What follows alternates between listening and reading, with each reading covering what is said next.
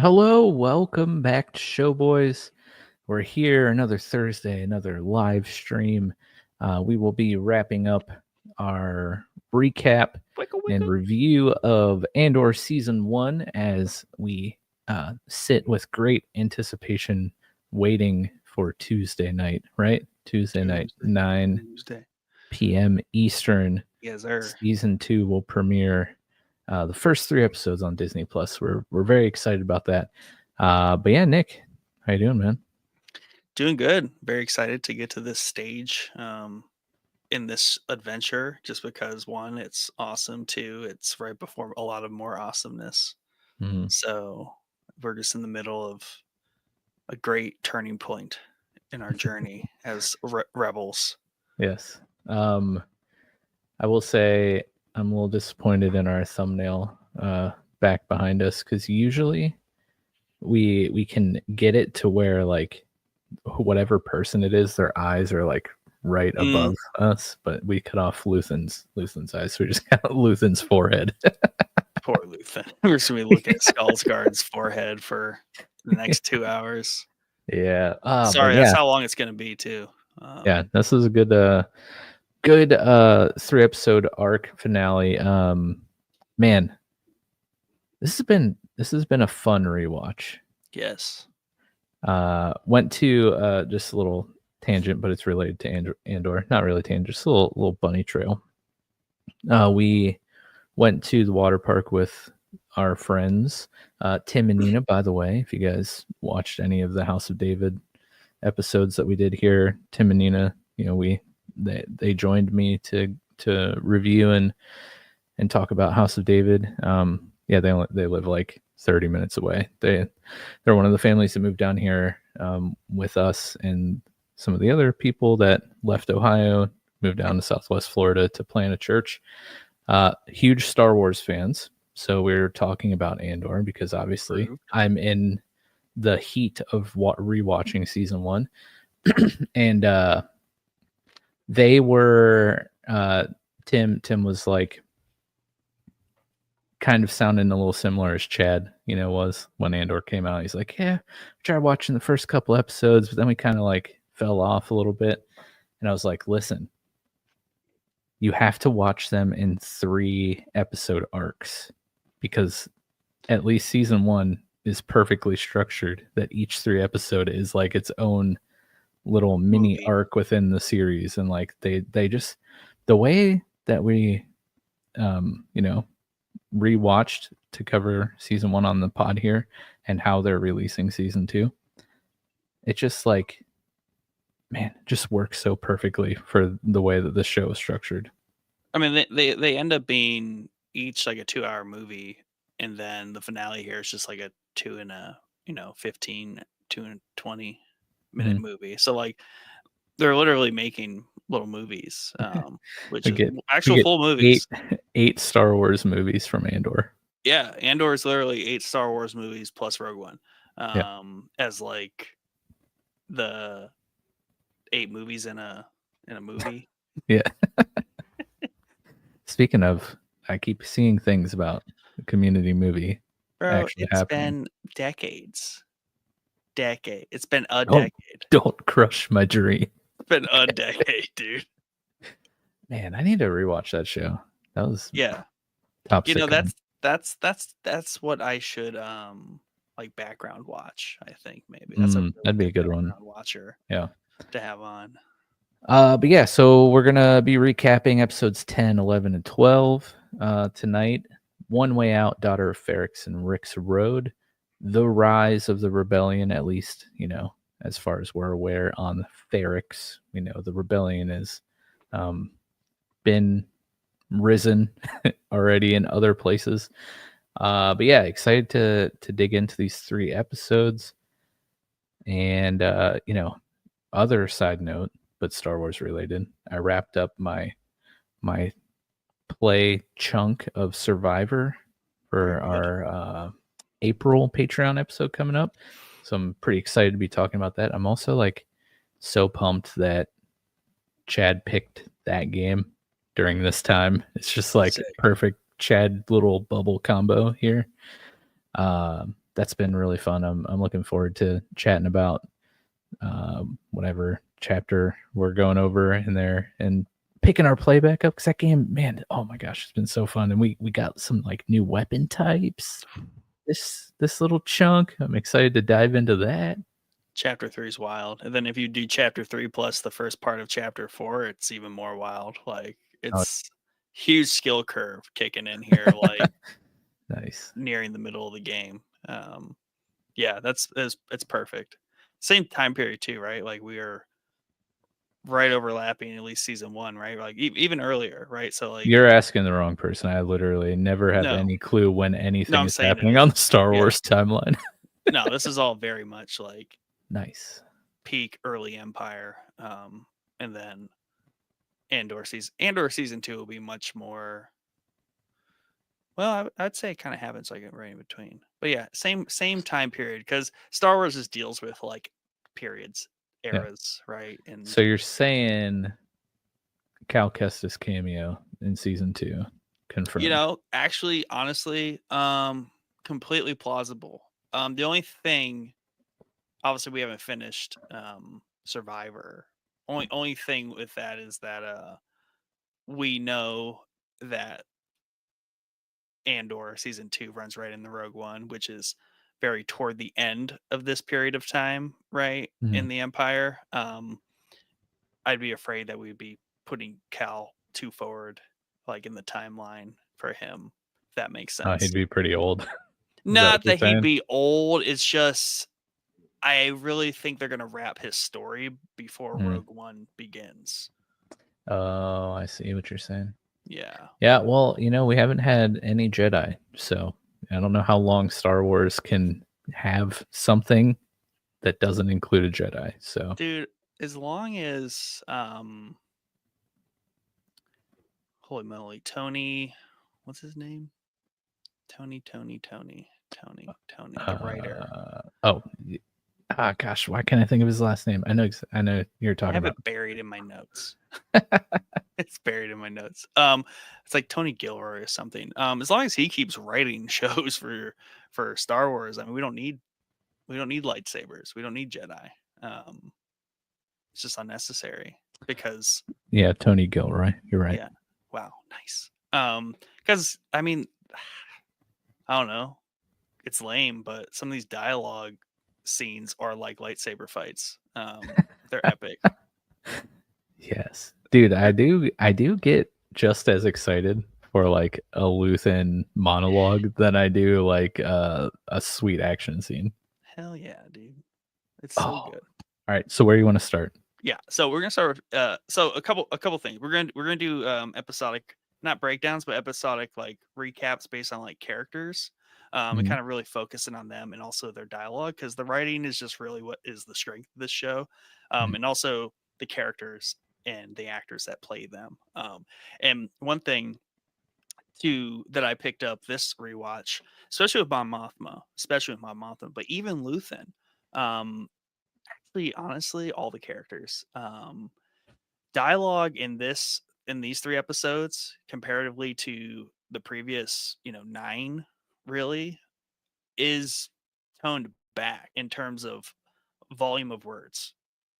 And like take my Mothma for example, a lot of her scenes, she says a whole lot less with through words, but says a lot more with her facial expressions and the way she behaves. And it's Mm. incredible because like she's still conveying that character is still conveying the same level of like depth and like progression, but with probably fewer than half the words being spoken.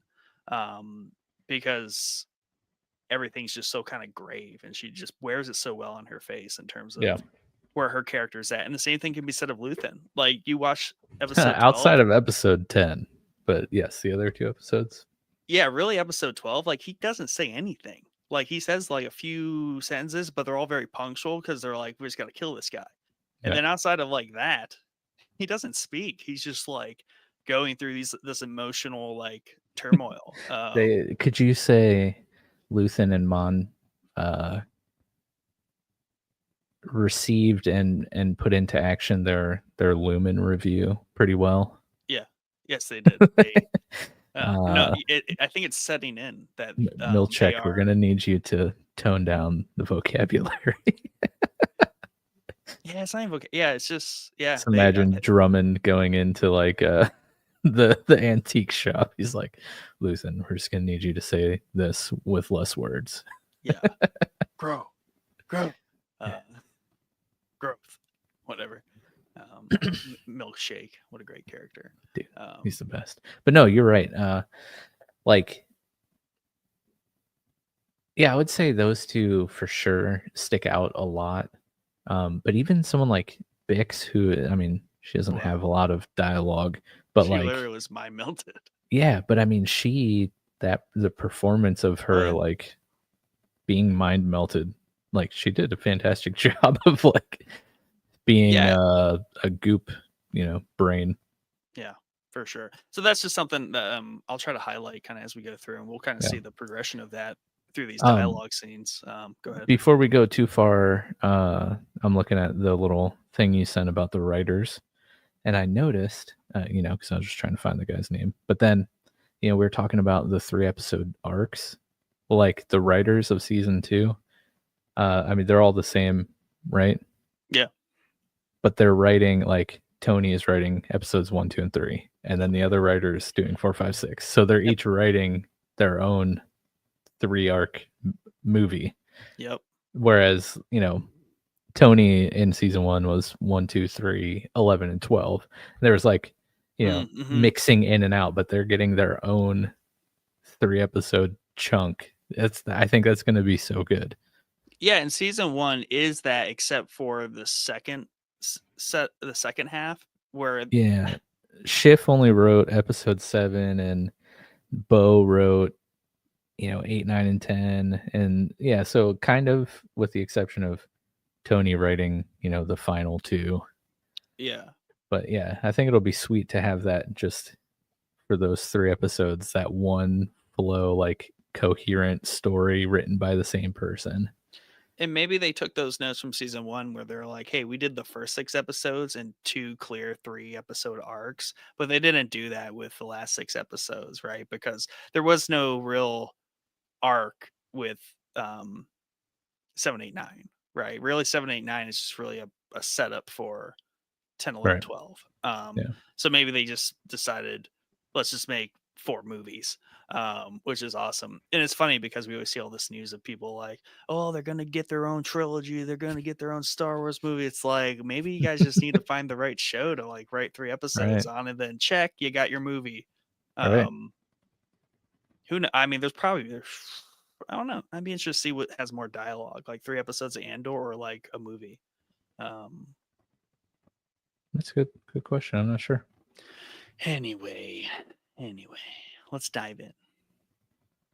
So we'll start casting Andor, because we're talking about episode 10, No Way Out, and this is really the pickup from the last 3 episodes where we left off with Andor stuck in prison, and really that's what No Way Out is the for some reason this 3-episode arc starts with like a finale of like, how does Cassian, they pick up on that cliffhanger, how does Cassian get out of this prison? It's One Way Out, by the way. Oh yeah, sorry, One Way Out. We're talking about Narkina 5, and we got good old Kino. I want to call him Tony because I said Tony earlier. Yeah, so you say Tony, and then all I could think of was Kill Tony. Yeah, which is funny. Just a big like stumbling. I watched that Netflix special last night while building Rivendell. What a disaster!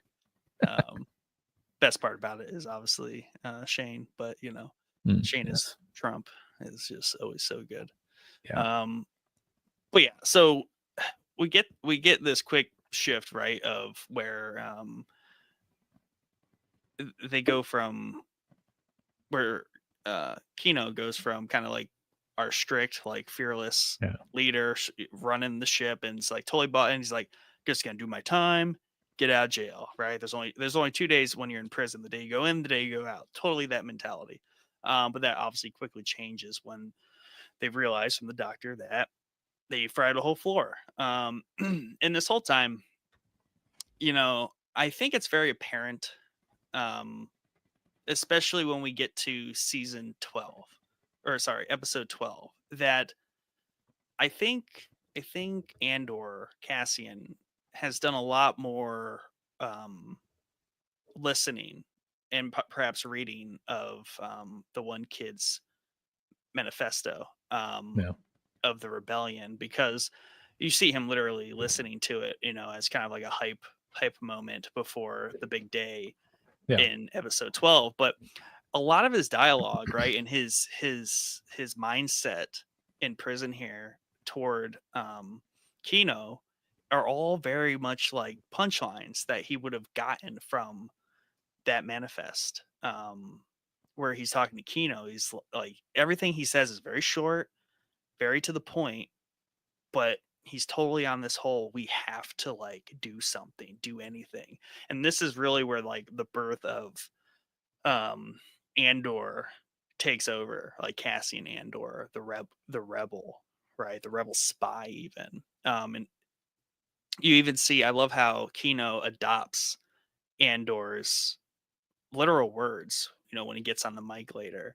Um where I got this sense, I was like, Andor is this like action figure of the rebellion, but like he carries all of this inherent rebellious like theology with him, that he literally gave Kino those words, and he told Kino, it's like, it has to be you. So it's like Yeah. he is such this like beating heart of this idea, in like every capacity, but he's not the face of it. And we even see that in Rogue One, right? Luthen and Mon are the face of the rebellion. In Rogue One, we really just know Cassian as like the muscle, right? But it's just so cool how we kind of see it's a little bit more than that. Cassian has this ideology like built in him that he kind of Hmm. permeates into everyone around him. Um, and that's just like something I really picked up on, like watching him and Kino interact. Like he radicalizes people very easily, not just through action, but like through how he speaks to people. And I thought that was really cool, throughout Yeah. this episode. He's like he's like a natural leader, and you can always tell when somebody's, you know, born to be a leader, because most of the time they don't want to be.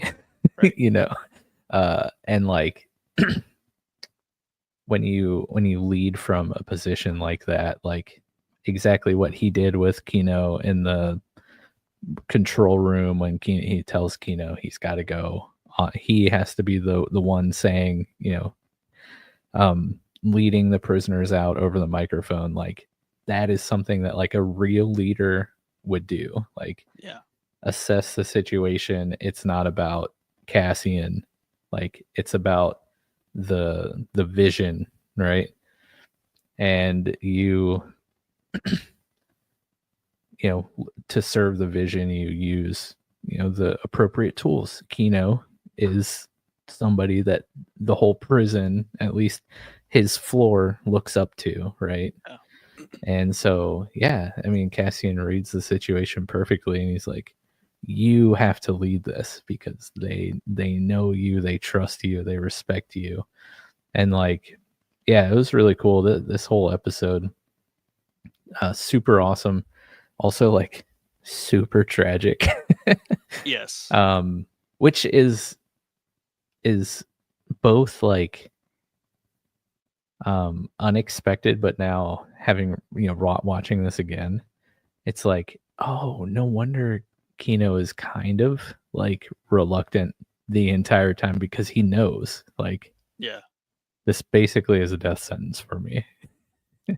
Because Talk I about like, claustrophobia, or where the phobia of like even like water is. Mhm. Just he Yeah, knows I he's think on like a it's water called prison. waterophobia, I think. Oh, It's okay. the technical. Doubt it. But I mean, but like even when they're looking out the windows, like they can see the water falling Mhm. down. Like for someone who can't swim, like that's got to be terrifying in the first place. Yeah. Let alone being in a prison, but you're in a prison that's underwater, Yeah. mostly. Um, But yeah, like, because he takes the words like I'd rather die trying to take them down than giving them what they want, right? Hmm. And Cassian says that to Kino, and Kino like echoes that, and then I think, yeah, even the idea, like Andor knows like these shift managers are important. Like they lead those, 48 men plus them. And so for Andor, be like, "Hi, my name's Cassian Andor. I'm just kind of like whoever." But like Kino can get on the mic and be like, "I am shift manager of whatever on this floor." Yeah. He's speaking to the other shift managers. And I completely forgot like how obviously their breakout I remember, and like how that all kind of went down, and I just love that, right? How the water fries the floor, they get on the tables, there's like a shootout, they're throwing stuff at the guards. They jam the like little elevators. Like I think that's just all just like real, there's like that's just a good momentum scene. And then they Hmm. finally like it's almost like they're trying to crawl right out of like a quicksand pit or something, where it's like it does seem impossible, but like once you start getting to the edges, like you just start moving together, and you all of a sudden you're out. Yeah. But the part I kind of really forgot about was how they did kind of like run around and like liberate like the whole floor level and then like move up. Yeah. um and that just like has an awesome energy to it. Then like on the further up, the the Imperials are just like hiding, like praying that they don't just kick in these doors. Yeah, because um there's way more prisoners than there are guards. That's for sure. and I like that too, because it and this is what very old guard people don't like, is showing rebels in like a negative light and showing the empire in any sort of like redeeming light. But it is good to show that like Imperials aren't just like dead fodder, like just things to show dying all the time, where they just throw themselves at their enemy and they all Yeah. just die. It's like they are people too. And then we Yeah. see that through Andor, where we do just have normal citizens that are just a little bit galvanized by the idea of the empire. But like these Yeah. guys were like, yeah, no way, we ain't dealing with this. Like just Yeah. hide, lock ourselves in and wait this out. Right. And like, what the heck? We'll just jump on this grenade. Um, God, here we go. like, no, I think what you say is very good and very important, because if you look at what the empire is based on, right? There were normal people that got caught up in the Nazi movement in Germany. Like there were soldiers that like were normal dudes who just like had to do it, and like not everyone who gets wrapped up in something like that is just a bloodthirsty like burn everything to the ground. That's not like my ideology, right? So it's cool to see that even in something silly like Star Wars, where like, dude, it might have just been like the only job they could get because the Empire, was in control of whatever planet they came from, and it was either like There's good be a money. part, join the Empire, or like they're in prison or they're dead. You know what I mean? Yeah, and that was always the big. I mean, that was always the big thing, at least for like humanity with the Nuremberg trials, right? Where there were, um, you know, global accords in terms of how we treat those situations, where you can't just say, yeah, it's the boss's fault, and I'm Yeah. off scot free.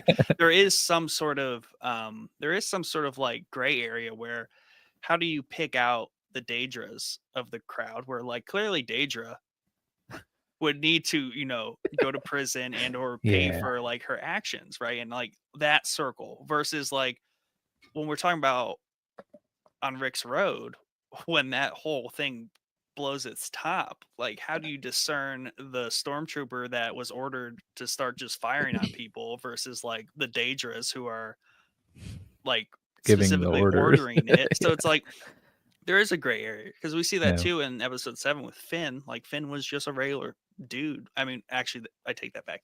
They were indoctrinated since children, because that was what the First Order did. They didn't sign up for that.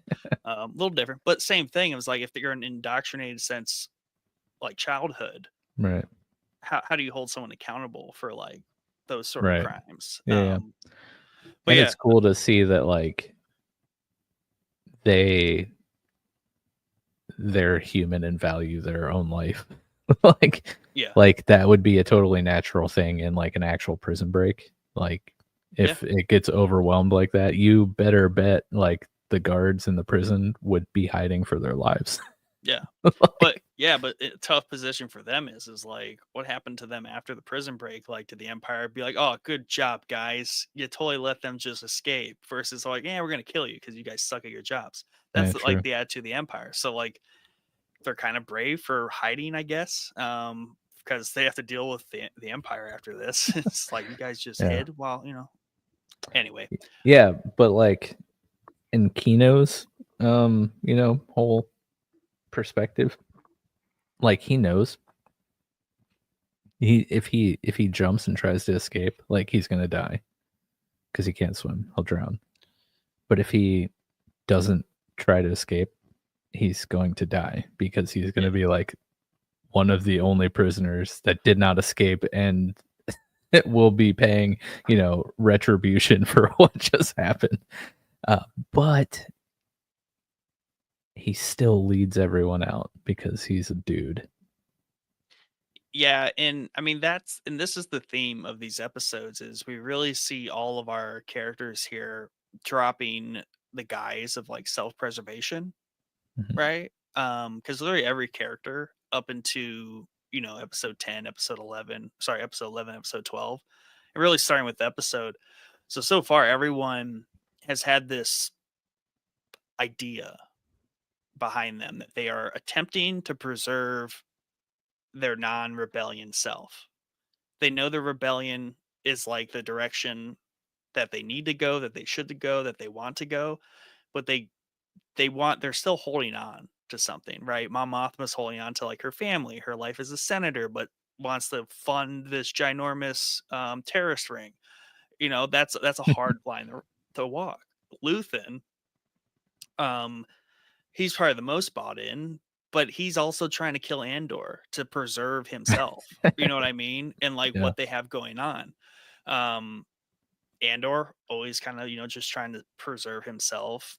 Kino was just trying to make it through prison. So like we have all these characters that were kind of very self-preserving while being good in Yeah. their actions, but like at the end of the day they're like, "Oh, how do I still keep that part of me that is not this?" Yeah. And these episodes like are completely just about breaking that down and these characters kind of stepping over that line where they're like, well, that ship has sailed. And Luthen Yeah. says it where he's like, I will get to it later, but like, I started something 15 years ago that has only one end, Yeah. and I'm constantly trying to like avoid it or see how I can escape that, but there is no escape. Yeah. Dude, so when you were talking about Kino and Cassian are like self-preservation, I started thinking they're like, okay, how do I say this? Because this literally just popped in my head. So I'm going to try to make this make sense. Hopefully you understand. The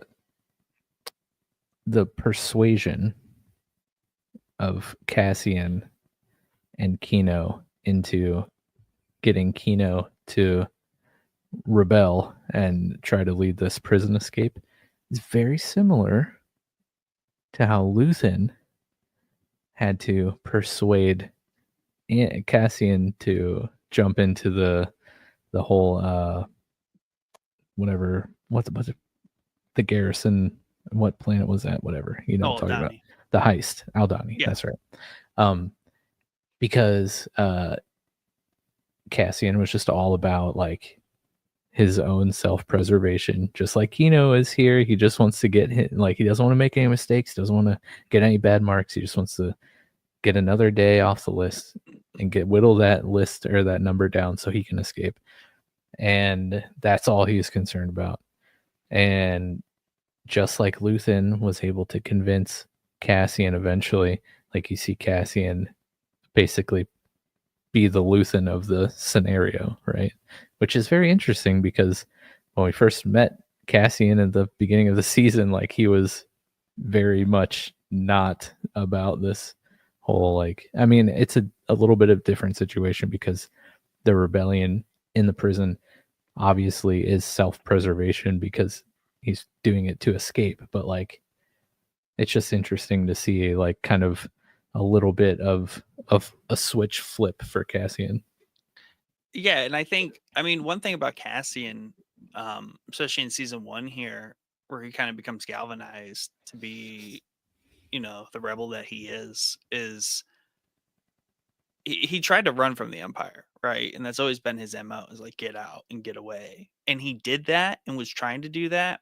And the Empire, for just like the dumbest reason, like threw him in Yeah. prison for Yeah. so like, it's weird to say, but like for him, that was that tipping point. Like, dude's just trying to escape you guys, and you guys just literally did the worst thing possible to the wrong person. Yeah. And I think just between getting thrown in there and literally having to get out, because Cassian ain't trying to die. That's one thing about him. He's not trying to die. Um, and then obviously getting out and very quickly learning that his mother has passed. Right, and like what's happening on Ferrix, he's a man of action, right? And ultimately he's that reluctant hero. So like the Empire has just, to Luthen's design, right? This is Luthen's point, is like to get them to squeeze the Mhm. galaxy into this mode. And that's kind of all that has happened to Andor, is like it's just he's a point of act, like he just goes, like he does the next thing. And if everything's just kind of pointing to like, well, we're gonna put you in prison, the only thing someone like Cassian's gonna do is try to break out. Then he breaks out and his mom dies. Well, he's not gonna just be like, oh, that sucks, and like go on vacation. He's gonna he's gonna return. Yeah. Then So he's gonna see everything that happens there, and then it's just a big chain reaction with him. and maybe that's what Luthen is like realizing Yeah. all the way at the end, right? But it's so great because like Cassian is just a microscopic like zoom in of Luthen's whole plan. Like Yeah. what happens, what we see happen very specifically with Cassian is what Luthen is wanting to happen, like galaxy wide, right? And it's what we hear is happening, and we kind of see it a little bit in like Star Wars Miami when um everyone else is getting sentenced. Yeah. So yeah, I mean the way that they like frame everything perspective wise is just so like brilliant in this show. Yeah, because even all the way in episode 12, like Luthen doesn't say anything, but I think he's actively observing what's happening, and he's like, "Oh, this is exactly what I want to happen," and Yeah. like I shouldn't Why do kill I feel Andor. so crummy? Yeah, it's like I don't want to kill Andor. Andor is like the epitome of like what I'm trying to inspire, Yeah. um, and like that's his revelation there toward the end. But He gives us a little smirk. yeah, smirk. He's so proud Yeah. Papa. Man, okay, so remind me when we get to that point in the finale that I had a question or a point to make, and I'll try to remember, but I don't want to jump there yet because it's Yeah, like yeah. the very end. But it also, so talk about like the writing a little bit. Um, the writing's really cool, right? Because we have these very powerful, this very powerful dialogue, but it's also very kind of simple and pragmatic. And if you take like something like Kino's speech, right, where he's saying very literal things like get out of your cells, take charge, start climbing.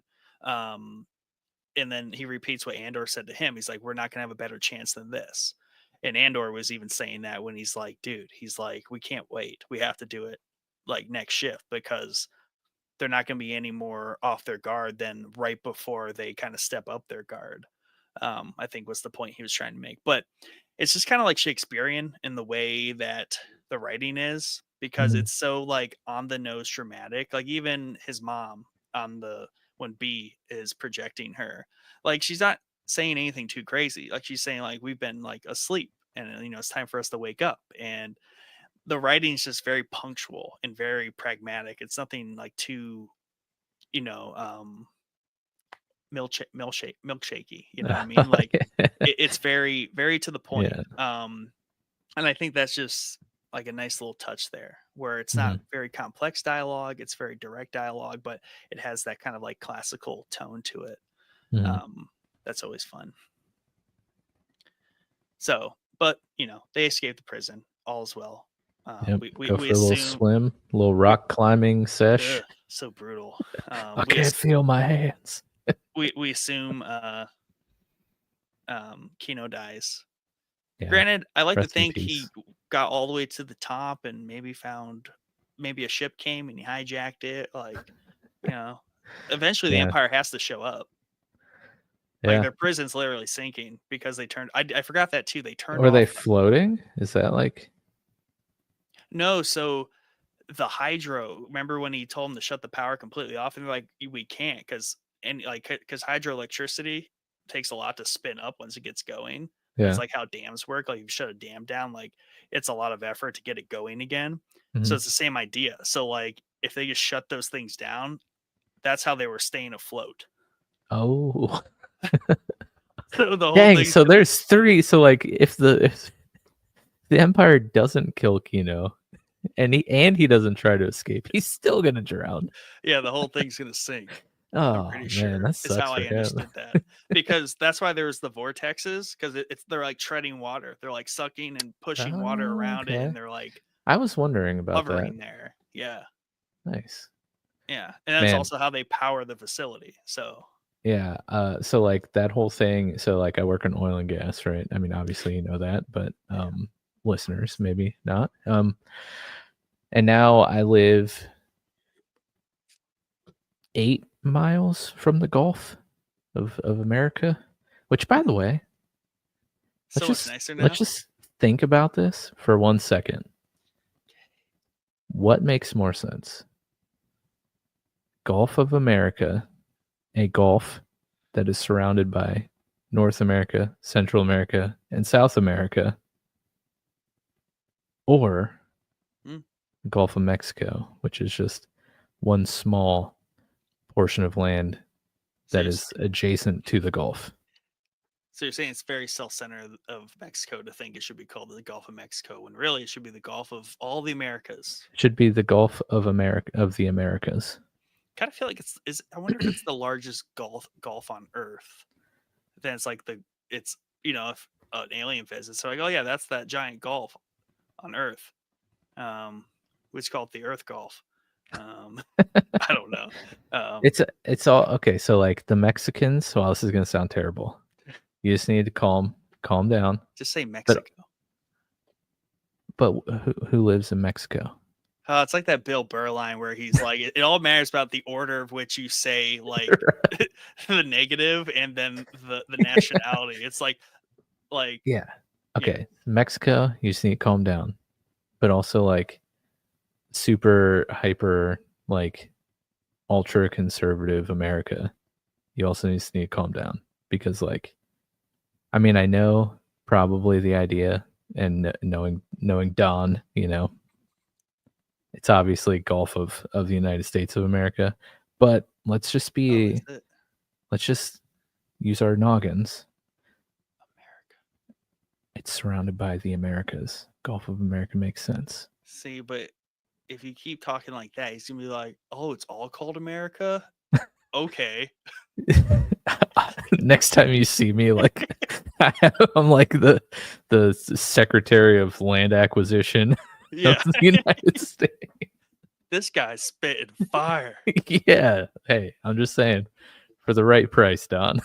Oh my lord. I don't know why I am doing like the Shane Gillis, like Donald Trump, like hand movements, but They can't illegally cross the border if there's just no borders. that's true. But yeah, so the whole point, so there's offshore oil rigs, right?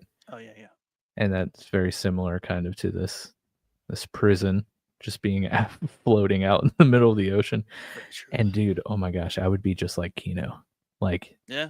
you couldn't pay me enough money in the world to go work on an offshore rig that's like It's like that Mark like my Wahlberg movie worst. when that thing Yeah, catches on it's fire, blows up.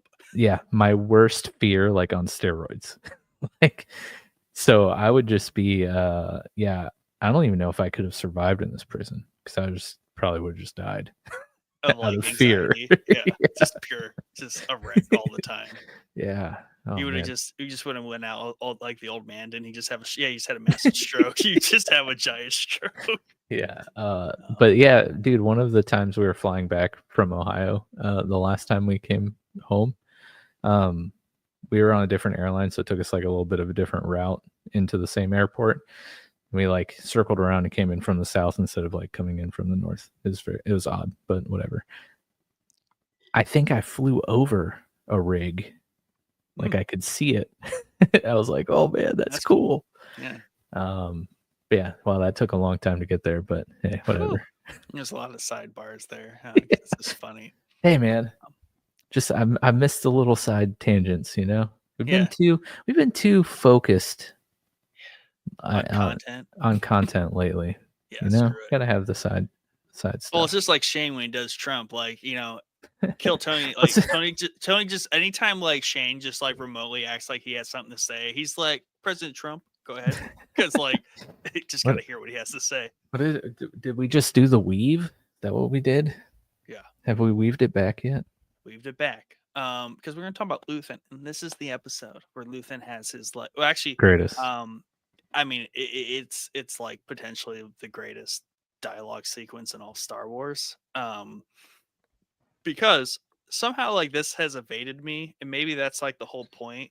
Because is it the same? Like, is this when it gets revealed that Lonnie is the insider for Luthen at the ISB? I don't feel like they note this at all until basically they roll up. Yeah, this is the first time. Yeah. So, I mean, this is the scene, right? We got Lonnie like stressing. Kind of context around the ISB is the ISB. They're trying to get down on this known rebel that Luthen has set up for a job. Tries to get Saw to help him. We see this a little later where Saw's like, "I'm totally in," and Luthen's like, "Yeah, let's not." Yeah, you probably shouldn't. Yeah, you probably should. So like, yeah, rest in peace, Krieger. Yeah, this entire Krieger, who we never see, we never meet, there is this really cool like pure dialogue plot happening in the show that's like never shown, only talked about. The ISB's in on it. Luthen saw it, so why we get all those scenes about it. Like, did Mon ever mention Krieger? Maybe not. No, but this is like the result of the last arc when they capture that one pilot and like interrogate him and then like kill him and then set it up to look like an accident. Yeah, so finally we get Lonnie here who's stressing out. He's an ISB supervisor, just like Daedra. I assume they're pretty equivalent.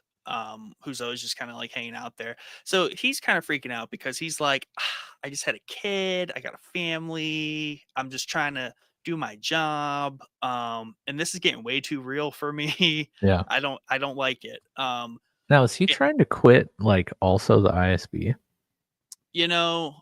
I feel like at least that's how he implies it to Luthen, because it would be kind of disingenuous of him to be like, Luthen, doing the whole like good guy rebel thing is just not my cup of tea, but I'm gonna keep my job at the ISB. Yeah, I'm sure you won't do anything about that. Yeah, he definitely has the vibe like he's trying to just like quit the game altogether. Like he's like, this is too much. I got wife and a kid, and I ain't trying to stress that out. But the context of why this doesn't just happen out of nowhere. The Kriega thing is the like underlying base context, because Lonnie's kind of freaked out because he's like, I gotta tell Luthen this is gonna be like my big like gift to him. Like, hey, the ISB is gonna tag Luthen and like take him out, and you can save him. And he does all this, and Luthen's just like, you think you're just gonna collect a bunch of goodies for me and just like say bye? I don't think so, bud. We need heroes like you, Lonnie. like 5 years just kind of working him as an inside asset. He's like, "You're way too valuable. There's no way out." And Lonnie goes on this whole thing. He's like, "Oh, the sacrifice. Like, you don't know what it's like being in there around them and, you know, working for you." He's like, "Bro, don't. Today's not the day." Apparently, Sacrifice? um, yeah, because he gets really dramatic, but it's awesome. Because he Oh, so he good. he goes into detail and answers his question. So he's been begging someone to ask him this, or Luthen is just like a stream of like consciousness that he's like, "That's a great question. What have I sacrificed?" And maybe this is the first time Luthen has thought Yeah. about what he has sacrificed. Yeah. And Do then you by think the end it's of it, he got to your first option where he's yeah, like, actually, you know what? Screw you. right? Do you think this is the first time he thought about that, or do you Nah, yeah, you think he's been nah. saving this? He's been I cooking it. think I think it's. I mean, how long did he say he's been working this? 5. Well, 15 No, years. yeah. So like, that he's had to realize all of these things along that 15-year arc, right? Of starting, creating, and like leading a rebellion. So I think it was just like we all have those things in life that just Yeah. stew on the inside, and then like Let her rip. Alani comes along, Oh, Lonnie. and you're like, I've been waiting Listen, for kid. so long to say this Today to somebody. today's your day. Yeah, Yeah, yeah. because he says I wake up every day to an equation I wrote 15 years ago, which there's only one conclusion, and I'm damned for what I do. I'm condemned for the tools of my enemy to defeat them. So what do I sacrifice? Mhm. Everything. Everything. Just yelled very, very sternly, like Yeah. everything. And honestly, like he names everything leading up to that, which is also impressive because um I just had to get excerpts of this dialogue scene. It's like calm, kindness, kinship, love, chance at any inner peace. like like dang bro, take a day off. Oh, I made my mind a sunless space. I burned yeah, my life to make sunrise that I'll never see. It's yeah. like this I is also like have to dress like Shakespearean. a grandma. Like, come on, dude. Yeah. And this is like the kind of like Shakespearean vibe going on here, right? Where we kind of got a really Romeo and Juliet, like very Mhm. dramatic, but also very direct, and easy to understand. And I think his speech there resonates with obviously not everyone to that degree, but like you said, Mike, like I think we all have that thing over the years that like just kind of builds up, and then the Lonnie comes along and it's like, well, Yeah, you know what? I'm gonna get on my yeah. soapbox for a minute, So and what have you been doing exactly? um, but yeah, I mean, Oh man, just it's literally like I was so happy when I watched episode 10. I was like, this is the one I've it's been just the one, waiting for. and it's so mysterious too, because like Lonnie gets in the elevator, gets the like calm, and Yeah, he's talking to him. I totally forgot like who he was. And Yeah, even in that scene I was like, who's this who guy? that? Why does he matter? Yeah, yeah, exactly. And then like, later on he's standing next to Dedra and I was like, oh, that's Yeah, Lonnie. but that's the thing is later on, then you pick up that he's standing next to Dedra and he's in the ISB, right? Mhm. But not until like a second thorough watch, you pick up on the whole Kriega subplot and then how that subplot leads Lonnie to go confront Mhm. um Luthen. Yeah. But yeah, he's talking to him in the elevator, then he arrives at the bottom of it and Luthen's just like Yeah. With his mysteriously like standing there on the bridge with his yeah. cape waving. Yeah, Like exactly. he's like Looking Batman or I something. was just about to say it's very Batman like. I love it. Again, like Um, Batman, like what's Batman sacrifice to everything? that's right. It's crazy. Luthen's Batman, Yeah, but he essentially. just needs The Star money. Wars So Batman. he's Yeah, he's Star Wars Batman with no money. yeah, He's got to crowdsource it from he's politicians and Big Lots Batman. actual terrorists. But yeah, probably, yeah. I mean, until someone like comes along is like, you know what, this is a better Star Yeah, Wars dialogue scene. this is it. This is it right here. Yeah. Um, Actually, that's one of the things that we were talking about. I don't even with Tim and Nina. By the way, back to the water park story. We were sitting there, just baking in the sun, and I forget. I think like so there at the water park there are some little spots that have sand, so we can pretend like it's a beach in certain parts. And yeah, he mentioned something about sand, and then he was like, brought up the whole Anakin sand, who doesn't do that when they're at a beach or whatever. yeah, and it's and he's like, yeah, that's I'm kind of like misremembering the story just a little bit, but Dave's basically like, yeah, even for like a terrible, you know, line of dialogue, if you remember where Anakin came from and the fact that he was like a child slave, like sand would like trigger you a yeah, little bit. And I was like, yeah, yeah, Star Wars does have some pretty crappy dialogue. And then I was like, except Andor, like, holy crap, like what happened with this show in this whole entire like IP? The only one that has like substantial, good written dialogue. yeah. I mean, but I still give George forever the benefit of the doubt because he ultimately wrote Star Wars as space operas, right? So you got to think about like opera dialogue. It's, half sung, very dramatic on the nose on the stage. So he approached Star Wars dialogue the exact same way. And he also like has always said it's for the kids No. and kids need to understand it. So he's not going to give a long diatribe about like metaphors of sand and like also the Slavery. weird slavery and the weird, and also the setting which it said, during the romanticizing of Padme and Anakin. So it's like, let's keep Yeah. it simple. Yeah. These two like each Um, other. He's trying to share a sentimental moment with her. To sleep with her. Also kind of wish that Star Wars was a musical. God, Could you Jesus, imagine it Dave. as an actual space opera? This is where I don't want anyone to hear you and get their ideas because Disney would be like, oh yeah, maybe we should make a musical out of it. It's actually gonna be oh, what was that one? The one series everyone hated and that got canceled? Acolyte. Yeah, Acolyte season 2, the musical. Ooh, that would Bring be it back. really. I would be okay about that because then we are just past the point of like Yeah, satire. It's yeah, who just, cares? Just yeah, do who it. cares?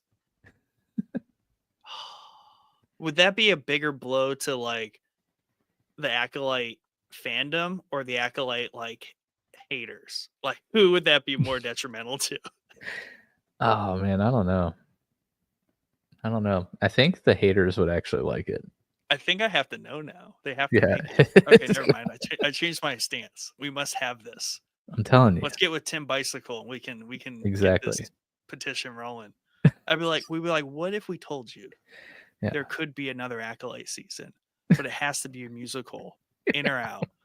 In. Hey man, if anyone's ever seen Anna and the Apocalypse, let me just tell you, you can make anything Mm, a musical, and that movie very was true. good. So Very true. And also a comic like fight. Like, yeah, that's a different movie. Or wait, what? is it? What? No, that's not Anna Apocalypse. I was thinking of Scott Pilgrim. Oh, that dude. I was watching some Scott Pilgrim shorts today. That movie never leaves me. We gotta get through episode 10. I'm sorry. Mon Mothma. Right. This is probably like the last like in-depth dialogue we get from Mon Mothma. Because after this is where she starts like wearing After all of this, it on she's her just face. like sweaty and like shaky the rest of this show. She's just like dying inside because she meets with Davo Skulldun.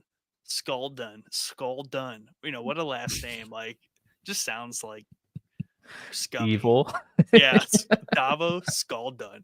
The shady financier who she calls a thug. Um, and they're dancing around this whole thing, and I love this conversation because this is at least one of two like mob story references that we have in here. The other one, just so I don't forget it, is dang, I just forgot it. Um, it'll come back to me. There's two. There's two very direct ones in Is here. it But Cyril's like mom? no, has something to do with Cassian. No, Um, okay. I'm sure it'll pop back in your brain at some yeah, point.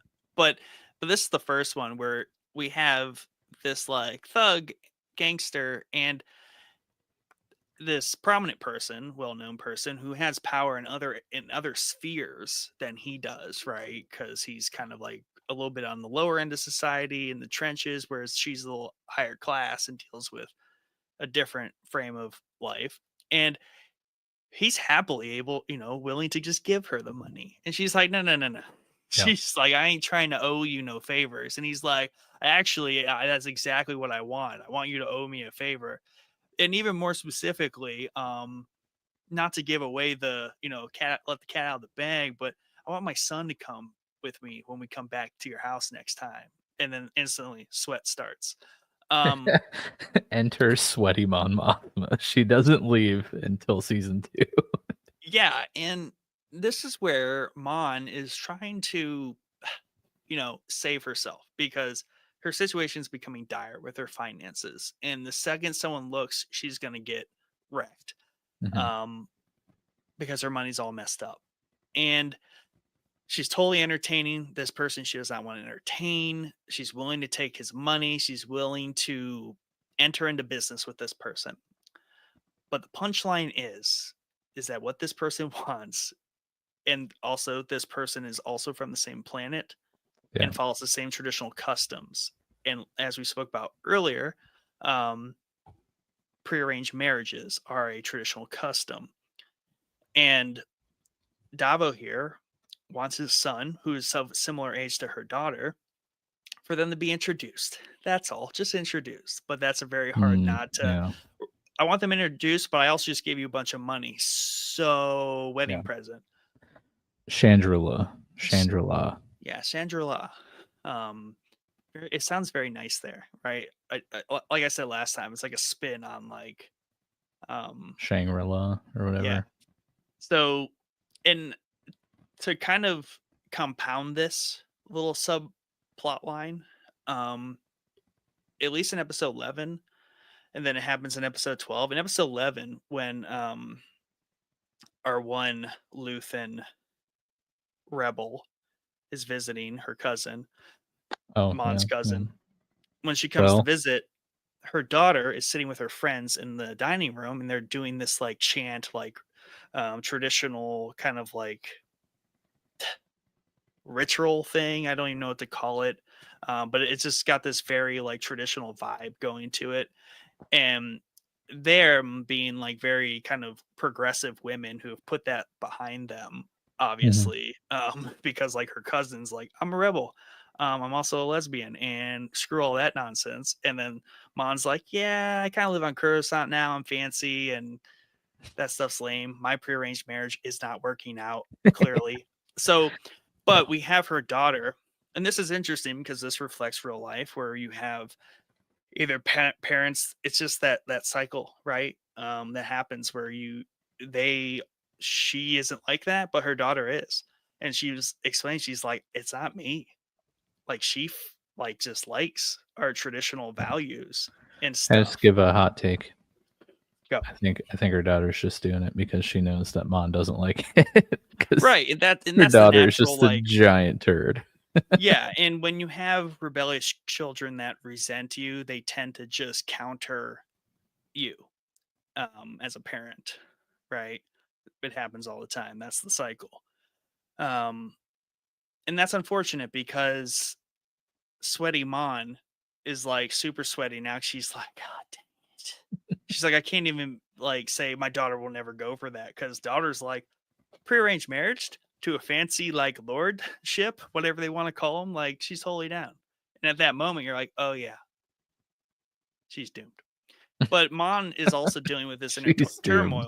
inner turmoil of like, I don't want to like have this on my conscience that I sold my daughter to like save my rebellion, but this is where she's But like, also, I kind of don't like my daughter, but so also she's got it coming. So it's just really interesting to see that. Again, that's like a level of complexity that no one asked for, but it's awesome to have. Like there are mm, layers to that cake being baked there. Um, it's not just Mon giving away her daughter out of um this desire to fund her rebellion. Um, yeah, it's much deeper than that. And I guess it's kind of helpful to her, right? Because I think it adds to her almost like helplessness. Like she can't stop what has started. Um, and at this point, it would be like against all of her interests to like convince her daughter and to avoid this prearranged marriage with this gangster's son. Um, so that's also something you pick up a lot more on a second watch when you're kind of paying attention to all those little threads that are going. Um, yeah, but she's no longer at this point. I think she's trying to accept the inevitable hmm and that she cannot preserve this life that she once had. yeah. It's very much like Alani. And I think, given Mon as we know her in Rogue One and beyond, clearly she loses her family, most likely, over all Mm. of this because she becomes like full time leader of the rebellion. And Yeah. ain't nobody got time for some dirtbag gambling husband, and then obviously don't got time for her daughter. She just got married off to a gangster's wife, so or Is gangster's the son. is the gambling thing legit, or was Mon just like spinning a thread? Yeah, that was a very interesting scene, which I think, yes, he does gamble or did gamble, but whether or not it's true, is she lying to him and she's just making that up to give it some face to like where the money might have went? Yeah, because she Perhaps. knows I she think knows the so. driver's listening, Yeah. And even though I she think asked for some privacy.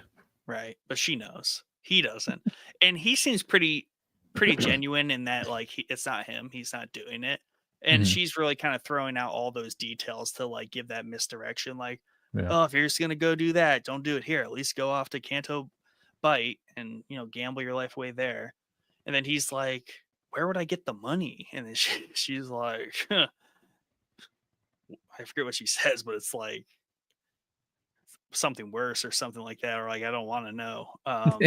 But I do think she's kind of like at least setting up like a little double play there, where she's just trying to misdirect attention from her. So if there's 400,000 missing, it wasn't her; it was her Yeah. dirtbag gambling husband. Yeah. Um, poor guy. He definitely leaves her once like the rebellion really starts. Good riddance. Yeah. Um, but yeah, she tells Davos to get lost at first, but we don't know how that all comes back around. Yeah. And like she literally has no dialogue in episode 12. Um, she literally just gives her daughter away, basically. That's how that ends. And maybe that's the last we see of her family. We just get Mhm. one line how her husband left her. Hopefully that's how the season starts. She's just She's family walking out of free. divorce court. Yeah, she's family free. Coruscant divorce court. She's like, I want my 400,000 back that I already spent. That damn old Donnie. Oh, whoops. Whoopsies. Yeah. So over at the ISB, obviously Daedra's obsessed with Axis, who is Luthen. That's where we get the whole Lonnie thing, and we'll have to remember this later. But Partagaz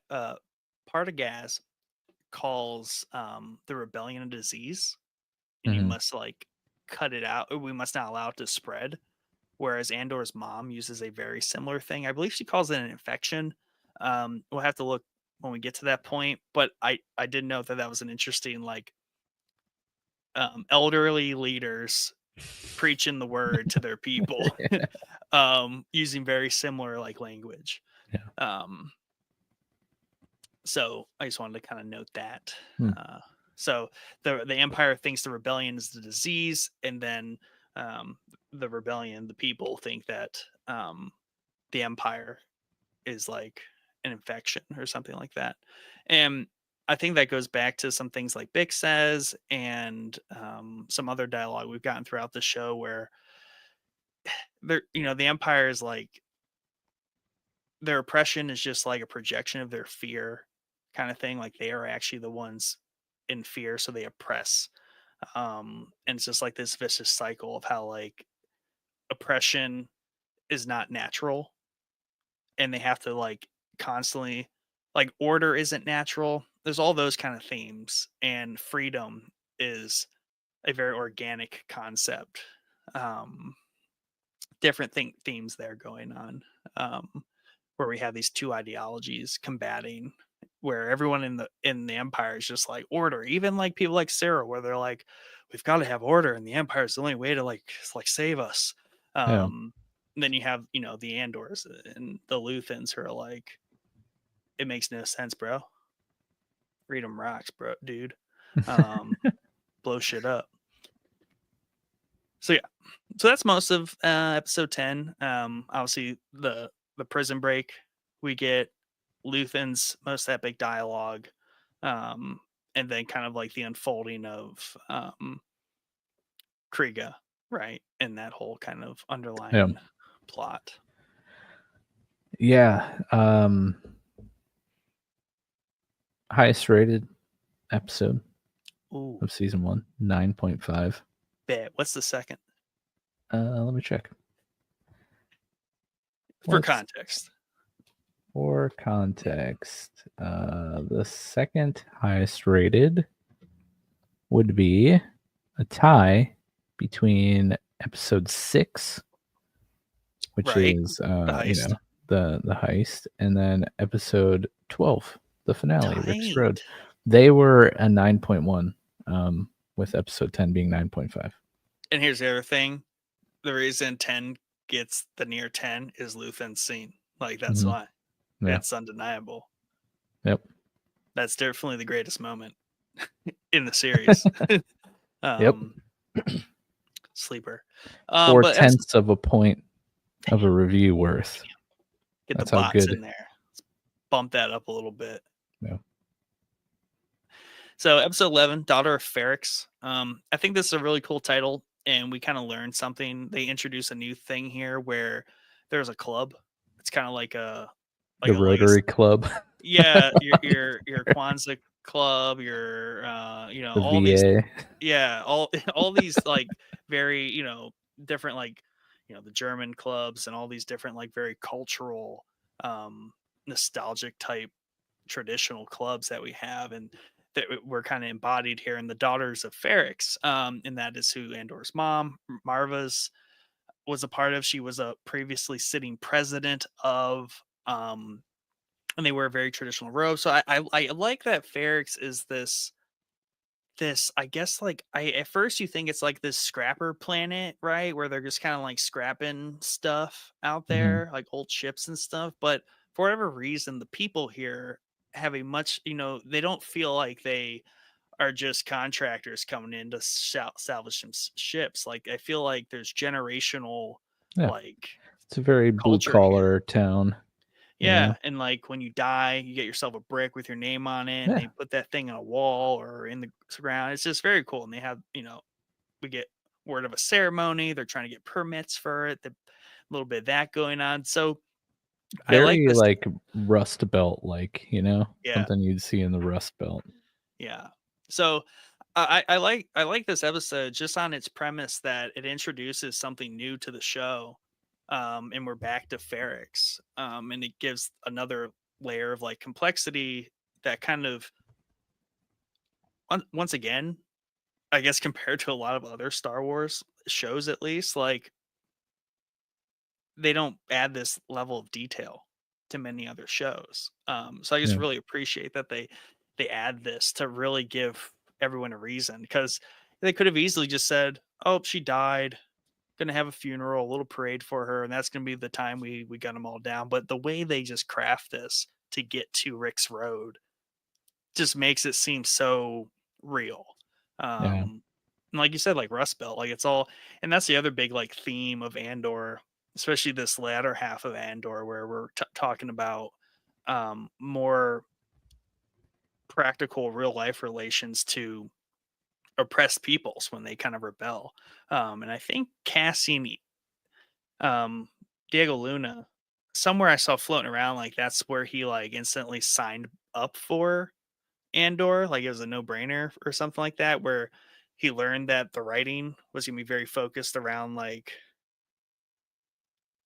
um like real life like rebellions of people Hmm. who have like turned against their governments and things like that, which happens a lot in South America. So like that kind of vibe. Nice. So that was something he like kind of signed up for because he's like, heck yeah. He's like, stick it to the man. Um, Yeah. but anyway, Dude, um, Diego Luna, so good.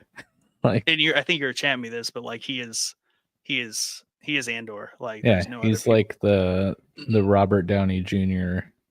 to Iron Man, or the Hugh Jackman to Wolverine. Yeah. Diego Luna is and will always be Cassian Andor. Or might you say Harrison Ford to Han Solo? No, Because I've been making all sorts of Han Solo references. no, because Andor. young Han Solo was awesome. I was thinking about that, and that is correct. But here's the thing with Andor: we can't really get a young Andor. We did We in his did. own show. Yeah, the best Andor. Like I guess they can get a new Andor actor if we get like a sitcom of Andor running around the streets of Ferrix and like doing like kid shit in Star Wars. Like, Yeah, like the Star Wars Resistance version of Andor. yes. It's just young Cassian being a shithead, Yeah, I love stealing it. stuff. Maarva, young Maarva. That would probably get some good Yeah, casting. Bix, you know. Oh, Bix. did Bix have her mind turned into goo in episode 10, or is that kind of more focused I on think in 11/12? no, I think that happened in 9. Yeah, but I mean like the continuation of it. I don't think we see her in 10. I think she comes a little later. Yeah, I think her brain's melted. Yeah. But yeah, I liked so obviously Marv dies. Big sad. Big Um set. but I like how the dude that's kind of like point of contact for Dedra on Ferrix is like, Mm, they're asking for this, parade thing, but we'll just shut it. We're just gonna shut them down. She's like, yeah. no, that's good. We want that. Give Yes. them all the permits. Like, I mean, we're gonna still restrict it a little bit, but like, let them do it. Like, we're this is the bait we're setting in our trap. And And that's a lot I of this episode between yeah, Luthen and Daedra is adjusting their plans around what's expected. Because that's how the yeah, whole Kriega thing falls in and the whole Saw conversation. It's like, and what he told Lonnie is like, we can't not do that now because that'll look very suspicious. We want yeah, them to think they're winning. right. And he doesn't want to burn Lonnie, right? Right. Because Then if they will if know. if Krieger just suddenly doesn't show up, or like He did say whatever, that. He's like, I'm looking out for you, man. Like yeah, I'm protecting you. he's gonna know. They're gonna know that someone on the inside is feeding information to Axis, right? And um, that man, the conversation was so good. Like, That's in this episode, right? it is close, not like too close, but Yes, like it a is. couple blocks away from Luthen's episode 10 conversation with Lonnie. It's pretty close. Like, we're in the same zip code of greatness. Um, but yeah, dude, I love it. Let's just talk about that right now because I'm Yeah. excited. Oh yeah, that's good. So yeah, so Luthen he visits Shaw back on his planet, and it's funny because like Luthen rolls up and the goon squad is just like pat him down. He's like, "This is odd," and the main one is like, "He's in a mood." He's like, "Good to know," and I like that because we get this this preview of Rogue One Saw where he's like off his rocker, he's hyper paranoid, he's on edge, like he's Mhm. sweating, like, and he gets in this mood where he's like, we just gotta go do something, because because we can't just sit here, man. He's just like the Star Wars Dave Chappelle meme. Like, Yeah. you got anything for me to do, bro?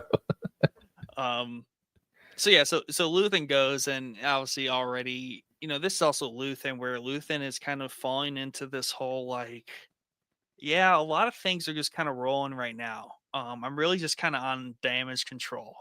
Like, I don't need to push things. I really am at the point where I'm just trying to like reel it back just a little bit because timing's everything. Yeah. And he basically goes to Saw to dissuade him from going on Krieger's raid. So I was like, I need that stuff. I need it now. And he's like, not going to happen because you're not going.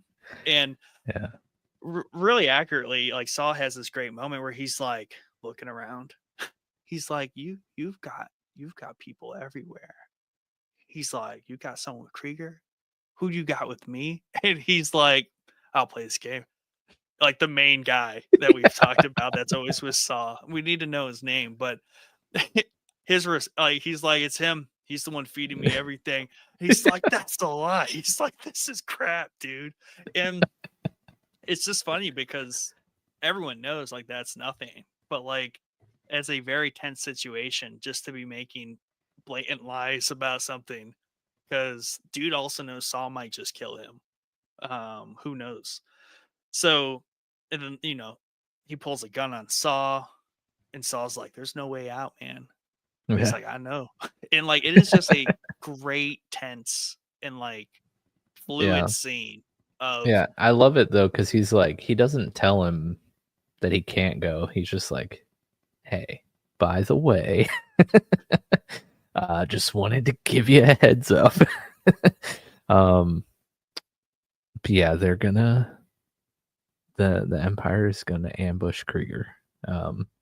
Do with that what you will. I would, if it were me, I would not go. yeah. But I And can't. it is funny because he's like, "This isn't my decision, Saw. This is all you, man." It's like I'm like, he just showed up and like left this giant decision to Saw. Then Saw finally comes around and he's like, yeah, hell yeah. He's like, and Luthen's right. He's like, would I be here telling you this if like I wanted to kill you? I would just send you. Right. I wouldn't Yeah, be here to tell you. exactly. But obviously Saul is like, so you're just gonna like let one part of our rebellion just walk face first into a slaughterhouse? And Luthen's like, nailed it. Well, and he explains it in a way also that resonates with Saw. He's like, it's literally nothing personal like Saw. It's the way it's come together. Like it's out of our control. I love how this part cracked me up, but like Saul keeps going, it's like 33 men or whatever, and every time he'd be like, plus Krieger. Plus Krieger. Like every time, it happened like 4 times. Hey, man's got an eye for details. Yeah.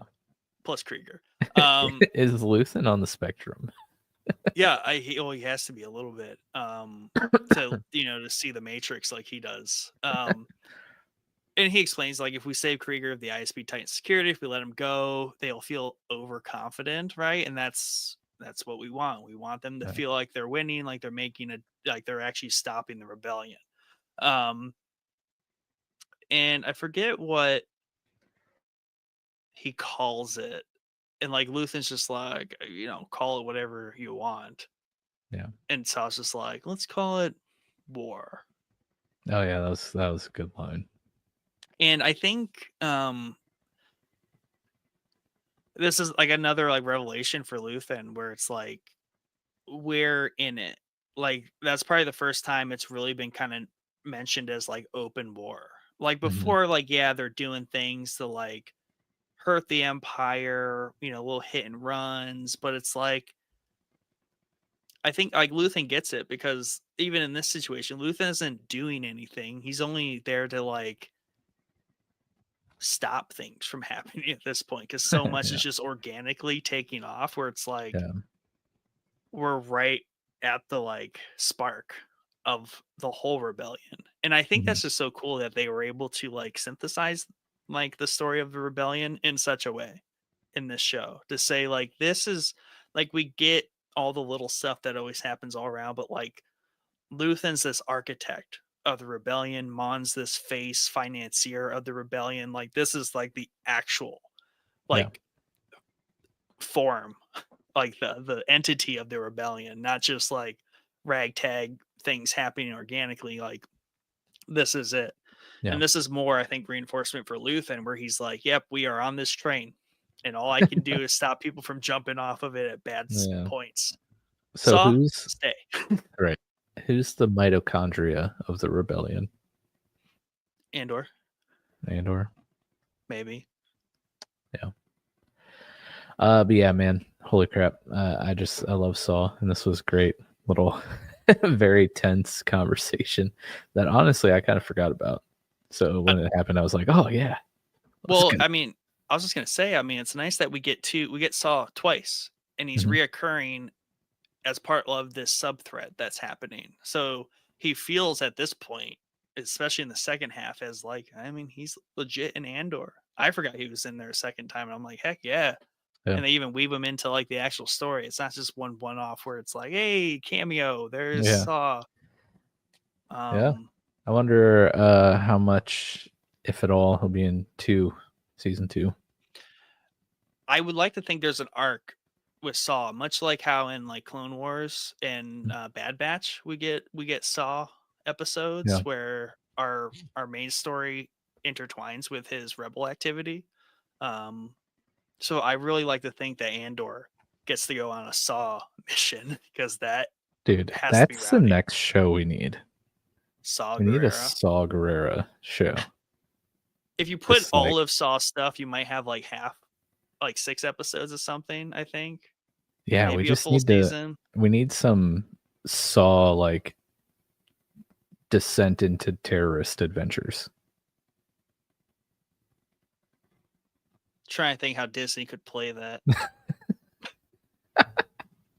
Like, I feel like that should be on HBO. Yeah. I mean, that would be a pretty uh But yeah, it'd but be a little different for the main Star Wars. I mean, that's Andor's a little different for it too. Yeah, that's true. But it's like, do you get Forrest Whitaker Saw, or do you try to do like a No, younger you need Clone a like? yeah. It would need to be like from Clone Wars to Rogue One Saw, like fill in that gap. No, I got it. It's Forrest Whitaker. Like that's how every episode starts, and It's like they're him doing. telling his grandkids. No, he dies, dude. Oh yeah, that's right. He dies in the most glorious way in all of the galaxy. Hey, we didn't see his body. You never know. Oh He my could have god. got out. You don't see half the planet afterwards either. So tell me. Um, but it's them doing like, missions, Mhm. but he's remembering like old missions, Oh, and yeah, like it's it's a just their constant weave between like yeah. flashback sequences and what he's currently doing. Yeah, it's just him like telling his co-pilot like in the cockpit as they're like flying to their mission. Well, he's that dude that always goes off on a tangent about something. So his tangents always relate to like an old story that he's been through. He's like, this is like that one time on Narkina 5, Yeah. and he tells the story, and then that's half the episode is a flashback. But no, I think that'd be a very fascinating story to see because he's a very fascinating character. We've gotten a hefty dose of him like peppered throughout a bunch of shows. Mhm. It'd be tough. They're not gonna do it. But you Oh, can they hope. definitely won't do it, but it would be awesome. But yeah, anyways, yeah, what else happens in episode 11? This one kind of like while Big setup. good, it was just mainly setting moving pieces on the board for the final play. Yeah, Cassian and his buddy, they're working on escaping their planet. His name is Melshi. Yeah, meet the cool like fish frog aliens. Yeah, and but yeah, see, so he escapes there. There's a funny like scene where they get caught up in some Spider-Man webbing, and Yeah, they get to take the ship from episode 7. A bunch of little like Easter eggs like that. But ultimately, you know, they split up. He's like, dude, you gotta go do your thing. I gotta go do mine. He goes back. He gets his gear, which I'm happy about. I forgot he did this. yeah, But I like twice now. Like when I'm watching it, I'm like, I hope he goes back for that stuff because that's a good yeah, spot. But he sneaks in, he gets it, and this is where like I didn't pick up on time until later when it flips open. It's the manifest, and it just yeah, starts. It's just that dude talking, which I thought was a nice little yeah, thing to come up. But he also learns that Ma has passed. He calls yeah. into the station. He's like, "Where's Biggs?" He's like, "Bro," he's like, "Shit ain't good." Yeah, she's trying to figure out where she is. Yeah, she's trying to figure out. Your mom's dead, and the Empire's just like laying down the law here. She's like, "Don't worry, I'll be right there." Because Cassian can really get around pretty Yeah, easily. Because the next time we see him in episode 12, he's literally just lurking in the the streets, streets. dude. Yeah, but yeah, I liked this episode ends with the scene of him and what's his name, Melchi, kind of parting ways, where Melchi's like, dude, we got to tell everyone about the prison. Yeah, And Andor's like, I hear you, but literally my world is burning right now. yeah, but he also like kind of plays it like we need to split up. You need to go tell people Yeah, about it. I'm gonna tell my people about it. Don't worry, bro. yeah, good But also, idea. Get out of here. yeah, and Cassian though isn't also trying to like make a new friend. Right. Like Yeah. he's probably like, dude, like you've been cool and all, like in this whole like prison escape, but you ain't trying to go where I'm trying to go, and I'm not trying to entertain you. Yeah, He's exactly. practical like that. He's like, I'm not really trying to have a sidekick right now. I'm trying to move quietly through these streets. Um, so again, Mon Mothma, we've kind of touched on this, but like she shows a lot of vulnerability to Vel because she's like, she sees it, she's like, I'm in so much trouble, like about to cry. Like this is where she's like visibly Yeah. trembling and like she's just like completely shattered. She's like the Jordan Peele meme. Yeah, she's just sweating. It's bad. Um, yeah. And Don't this is where doesn't Skull Dude's son and his son show up? that's at the end of 12. Oh. That's Okay. part of the like 12 wrap up montage where we Oh touch yes, base that's with right. everyone. But this is where we get her daughter like doing the Chandron traditional stuff, and they have that conversation where it's like, she ain't like us. She's rebelling against our progressive ways, and she's trying to be conservative, Chandrillan. She's trying to get married at 13 and Yeah. whatever. Dude, she's maybe that's a bad yeah. This never mind. We can't edit this out because it's live stream. But yeah, we'll just skip that point. Yep. So yeah, this is also this is the episode where we got Daedra. She gets this is where she's like, give them the permit. Yeah. And she's she shows up on Ferrix, Mhm. and she's taking control of the situation. And this came across my mind Because she like the only reason she goes is because she hears that Cassian's mother died. Yes. And she's like, he's obviously gonna come back. Yes. This is our chance. Yes. If he came back to try to get her out of there. Right. And he is the road that leads to Axis. Yes. So yes. But this is sidebar. This is a Star Wars thing, and this is really this is because AI has become more relevant in our world. That now this makes more sense in Star Wars, and it really makes me think like, man, like George was on one when he was setting this whole universe up, because I know why everything's so analog in Star Wars, right? We are going to get shot in the foot because we are so connected and everything is so digital and not analog, right? Like one day we are going to be screwed over. And the same thing happened in Dune. The same thing happens in a lot of sci-fi where we ditch this super connected world. Yeah. Because think about it, like they don't have to worry about hackers because you hack locally and that's Yeah. it. It's not like you can tap into the whole Imperial network from Yeah. anywhere. You need R2 with his little dongle.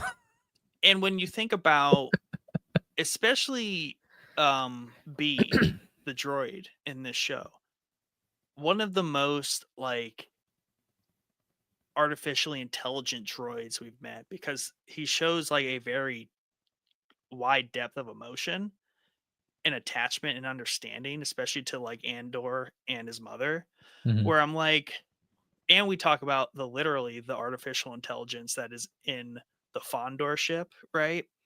Oh And yeah. when you start to think about the droids um as analog AI, where they are just like isolated AI units, Mhm. not on like some massive network. That's another reason why they're all so disconnected, because they have these AI things that are droids that are very near human intelligence. But the way they navigate that is by making them physical in nature and tied to physical bodies being droids. Um, so I think that's the reason like everything's very analog in Star Wars, is because that's how they've come to deal with AI hacking, all that kind of stuff. Um, That makes sense. and and maybe they're simple like star charts, right? Like remember in episode like 2 when the security people are watching like the flight patterns. Yeah. Like what if that's just like the very simple like matrix view of a lot of information, and it's just everything they need to know. They don't need this overly complex, all this hardware we have where it's everything's got like GPU. You don't need a GPU to run their charts and Yeah. stuff. It's all very, Dots. yeah, it's their dots. um only like ISB supervisors get video calling, because we see Daedra call in the video multiple times and they have to set up a Yeah. whole thing for it. So I was just thinking more about that. I'm like, that kind of actually makes sense why everything's so analog in Star Wars. Yeah, that makes sense. You can't get hacked when there's a physical switch you need to flip to make a thing happen. Yeah, it's very true. You mentioned the Fondor. Was that this episode 11? Yes, it was. I know this is like your favorite thing. Oh my gosh. It was a little less cool the first time because it was so brief, but it's just so awesome. But yeah, this is where he's leaving Saw, and he basically He gets pulled over. It's pulled over by a ship that just has a tractor beam on the front, and it's just like a little cruiser. And it makes sense. They're like, hey, just stopping you because there's been rebel activity. They don't say rebel, they say like dissent something activity, but obviously referring to Saw, right? So if you're dipping off a planet and you're in an unregistered vehicle and Saw's in the area, yeah, you're Yeah. probably gonna look for trouble. But good lord, this is so awesome. Because it gets pulled over, they turn on the tractor beam. The Fondor has such powerful engines, it can resist a tractor beam up to like level 5. Because they're like, oh, we gotta bump this thing up to 5 to stop him. They're like, what the hell's going on? And it's cool because he's charging the like defense systems of it, and he's just kind of biding time. Yeah. But we've got this auto targeting gun that shit must be expensive or rare, because a lot of ships could benefit from a turret like that, because it just picks off TIE fighters easily. Like it took 2 out instantly. I'm like, oh, that's Yeah. handy. Why doesn't everything have that? Yeah. Well, having a senator finance your rebellion, I guess would lead you to a pretty rad ship. That's why he needs more money, because he spent it all. I was just gonna say, all these conversations were like Mon's sweating about money, and Luthen's just like, yeah. What else could I put on the Fondor? He's like, yep, that went to a good place. That also went to a good place. She's like, the Aldani crew, they doing good. They're living lavishly, mud huts for months. And he's like, the Fondor though, things Yeah. decked out, I dude. need a second dressing room. Need a second dressing room, a second folding wall for more Yeah. double life stuff. Yeah, but dude, it's got lasers that shoot out the side. And he's just slicing up TIE fighters, and he doesn't just escape. He like wrecks that ship. And just Yeah. flies around it for like a minute. And just like basically dumps a dump truck worth of gravel into the tractor beam, essentially. Yeah, that's the other thing too, because everything's like proton and laser based, but um we see this in like some video games and other stuff because like the Wookiees, they have they're like us, they have physical projectiles off of their weapons, some of their weapons, and that's like a different um concept for a lot of things in Star Wars where they're like, oh crap, that thing shoots like a physical object at me. Like, Yeah. forget that. So he's got, these like spikes that just fire out the back that just shred the dish. Um, Yeah. and it's Super kind of like cool the looking. Dune thing, right? Where it's like they have the shields which deflect high velocity objects. Yeah. So it's kind of like same idea. It's like, yeah, that ship might have a shield on it, but it's not going to stop a needle going through it. Yeah. So here's 300. And I love the captain of that ship because he's just like holy crap, like dude, like in a minute you just got wrecked by a little tiny ship. Like you didn't like it's not like you got like it escaped. Like you got your life destroyed. And it just goes away. It's like you picked Yeah, the and wrong fight today. it happens in like the span of 5 minutes. There's I think it's zero oh yeah. response from the Empire. They literally can't do anything. It's like, oh, touche. So good. So good. Fondor, love it. I found some alternative builds for for Lego where you can take a set that is sold and they're like, with these parts you can make the Fondor. Oh, really? Yeah. There's a black Nice. version from like You'll have they to take do the it. black Millennium Falcon that they came out with and you can make a Fondor out of it. Do it. Thinking about it. The only problem is it needs to be tiled because it has all the Lego bumps on it, all the studs. Mm, I'm like, dude, the Fondor, it's gotta be smooth. That's a mm, sleek ship. yeah. But yeah, that was this episode. So good. Vel, um, Velgo speaks to Kayla, who works at the shop for Luthen. Vel's just always off her Oh, yeah. rocker. She's just always breaking protocol. I like how she's like following Kayla around, and Mhm. Kayla's still doing the whole like shop dance where she's like, "Look at this, look at that. Let's walk over here, pretend we're actually Yeah. not being suspicious." And Vel's just like, "Where's Luthen? Where is he? Where is it?" Uh, Yeah, I love how they just basically hate each other. yeah. And that's another thing where there's a similar moment here with Lonnie from like Lonnie and Luthen where Vel's like you ain't out here like doing the thing. She's like, girl, please. Like I am constantly dealing with Luthen and his crap. Yeah. I've got 100 spinning plates. Yeah. Going on, and Hey, you you just got think like being in here with that guy 12 hours a day is cake? yeah.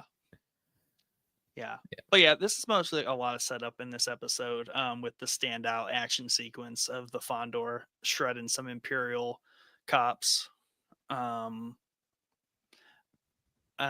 The other thing was Cyril Mosk, our boy Mosk, is like in a Oh, welding shop, yeah. like an intense welding shop. He's like you were asking earlier, I think in chapter 1 or whatever. Like if he was actually all about this or was gaslighting Cyril, he's all about it. Yeah, a good point because yeah, he's living his normal life and he's just like, "Hey, bro, Yeah, remember that Andor guy? Remember that Andor guy? His mom died. So if we're trying to go do something, we best go to where Yeah, the party's at. And it's just like, what do you guys plan on doing? And it's weird because Moss doesn't know that Cyril has since like nearly tried to like sexually harass Daedra. So I don't know. Like again, Mosk is like such an enabling person to yeah, Cyril. It's like Cyril has all this that he doesn't divulge to Moss, but Moss just like, man, I'm just down to ride. Where we going? yeah. Old Linus. Old Linus, Um, Mosk. yeah, I also love the conversation though, because he's like, "What? Yeah, that Cassian." What does his Uh, mom say? And then goes to bed. I don't know, but man, She's such a turd. I'm telling you, like Cyril's mom needs to marry Mon Mothma's husband, and that would be like the perfect family. Yes. Or It's I complete forget that dirt. she's like, probably 30 years older than that dude, but whatever. You know what I mean? Yeah. And with all that, we get taken to the finale. Rick's Road. Such a cool name. Such a cool setup. Such a Yeah. cool scene. Um, Yeah, honestly, not a lot happens in this episode. yeah, not a ton. But we get Cassian. He heads on back to old Ferrix. And my favorite part, there's something about it when he's like up in the building and he's just looking out the little like just the little like details where he's just kind of in a crawl Yeah. space in this tower and he's just like keeping an eye on everything. He like looks at Luthen, he can see Daedra, and everyone's there for him. But again, somehow he is ahead of it all. Like the way the way he just moves about every environment. He is just like Yeah. this predator. Um that everyone's hunting, but really he's hunting them.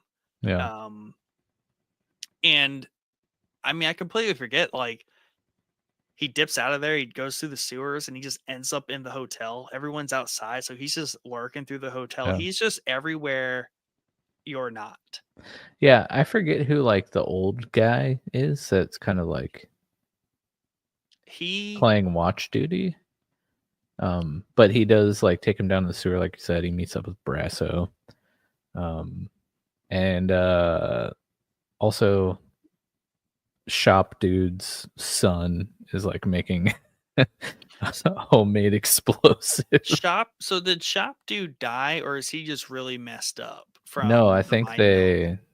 they executed him after. Because when he was when they were taking him out like earlier, it was in chapter 3, and bringing Bix in, um they're like the like point of contact on Ferrix was like, yeah, hang him out in the street, like make it public, see what show everyone what Yeah, yeah. happens when you rebel or whatever. So yeah, shop dude's son, very salty. Making pipe bombs Yeah. in the shop while looking at a hologram of his dad.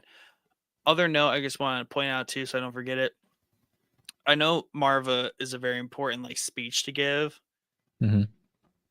but is like B tapped into some sort of PA system, or does he just have a really good boom box on him? Like, how does he project her voice Just so well? the acoustics are really good in the Because square. I'm like, even Bix up in the hotel can like hear her, and Yeah. like it's just I'm like, is that all coming Yeah, out of B, or is there something more like more right. AV going on that we don't know about? Well, I don't know. I mean, I'm joking obviously about the acoustics, but like, I mean, back in the day, like ancient times, like they could find places where Yeah, they could like it would basically be like an outdoor auditorium true, that true. would amplify Yeah, the speaker's voice in a certain spot. So like, I mean, obviously it's he's just just kind got of a good like little up. speaker on him, and then they just Yeah, found the right spot. he was charging, Yeah, he was charged up. charging. He was gassed up for the day. It was his day. Yeah, that's a good point. Something I didn't even I never thought of either I was time like, I he's watched this really loud. episode. I'm like, are droids just loaded with like really good speakers? Maybe he is. That's why he's a box. He looks like an amp, anyways. He's just a little I like amp it. droid. I also love the idea that he's just like a giant speaker, but like stutters and can't actually speak. Well, it's a recording, Mike. Yeah.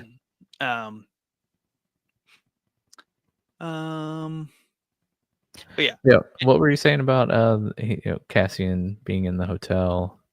I mean, he's just so he's everywhere where you're not. Same thing happened to Cyril, right? Like he totally just weaved around them fools. Um, I just like how graceful like his character is in terms of like when he gets in that zone, Mm-hmm. he's a machine. All right. Like he can see the matrix when he gets into that mode of like I am gonna win, you're gonna lose. Because he just sleuths into the hotel.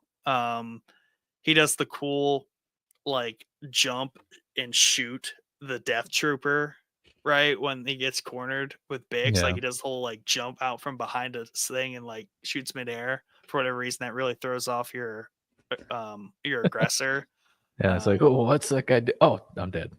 Oh, bless. I don't know. And then but then also like with Bix and all the chaos, he like calmly and is able just to like exit with Bix. You know what Yeah. I mean? So it just doesn't come off as plot armor, is maybe what I'm saying. Yeah. Well, no, I mean, it makes sense because like everyone else that's there to get him are foreigners. And like Yeah. this is where he lived and grew up. So like it would make sense he could like slink around undetected and know all the, shortcuts like secret passages and things like that.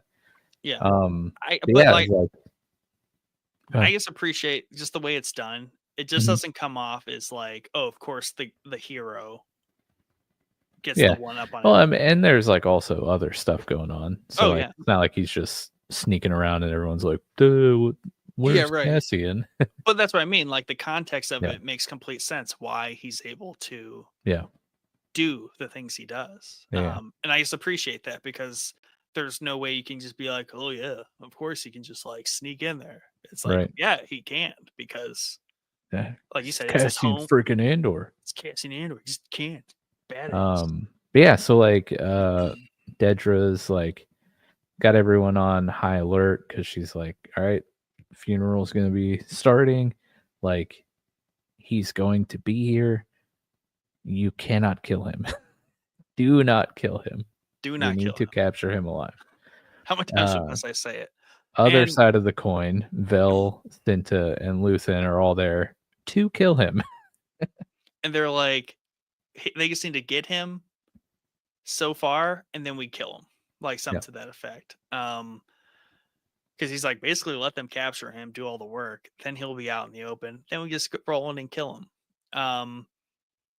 But also, like, here's the thing: like, the Empire thinks they have a handle on the situation. Like, oh, we're going to give them a permit. They wanted noon. We're going to push it back till 2. We said only 30 people, but they said more, and we were like, okay, it's 50. So they have this illusion, right? Just like Mhm. Luthen has said, like that they have control, but that's all just an illusion because ultimately the funeral starts on time, right? Because they're all like, "What's that sound?" And um, the music starts playing, right? Mhm. And they start marching the streets. There's more than 50 of them. Everyone in town shows up. So already, like Ferrix has this again, like blue collar vibe where it's like, "Yeah, we got your permits, but what are we gonna do? Tell everyone to stay home, idiots!" Yeah. Like, like everyone's about to show up for this. Yeah. And even little details where she's like, yeah, that, but no snipers. Like, like we're Mm. not putting snipers on the roof because one, we're not going to kill him. Two, also doesn't look great.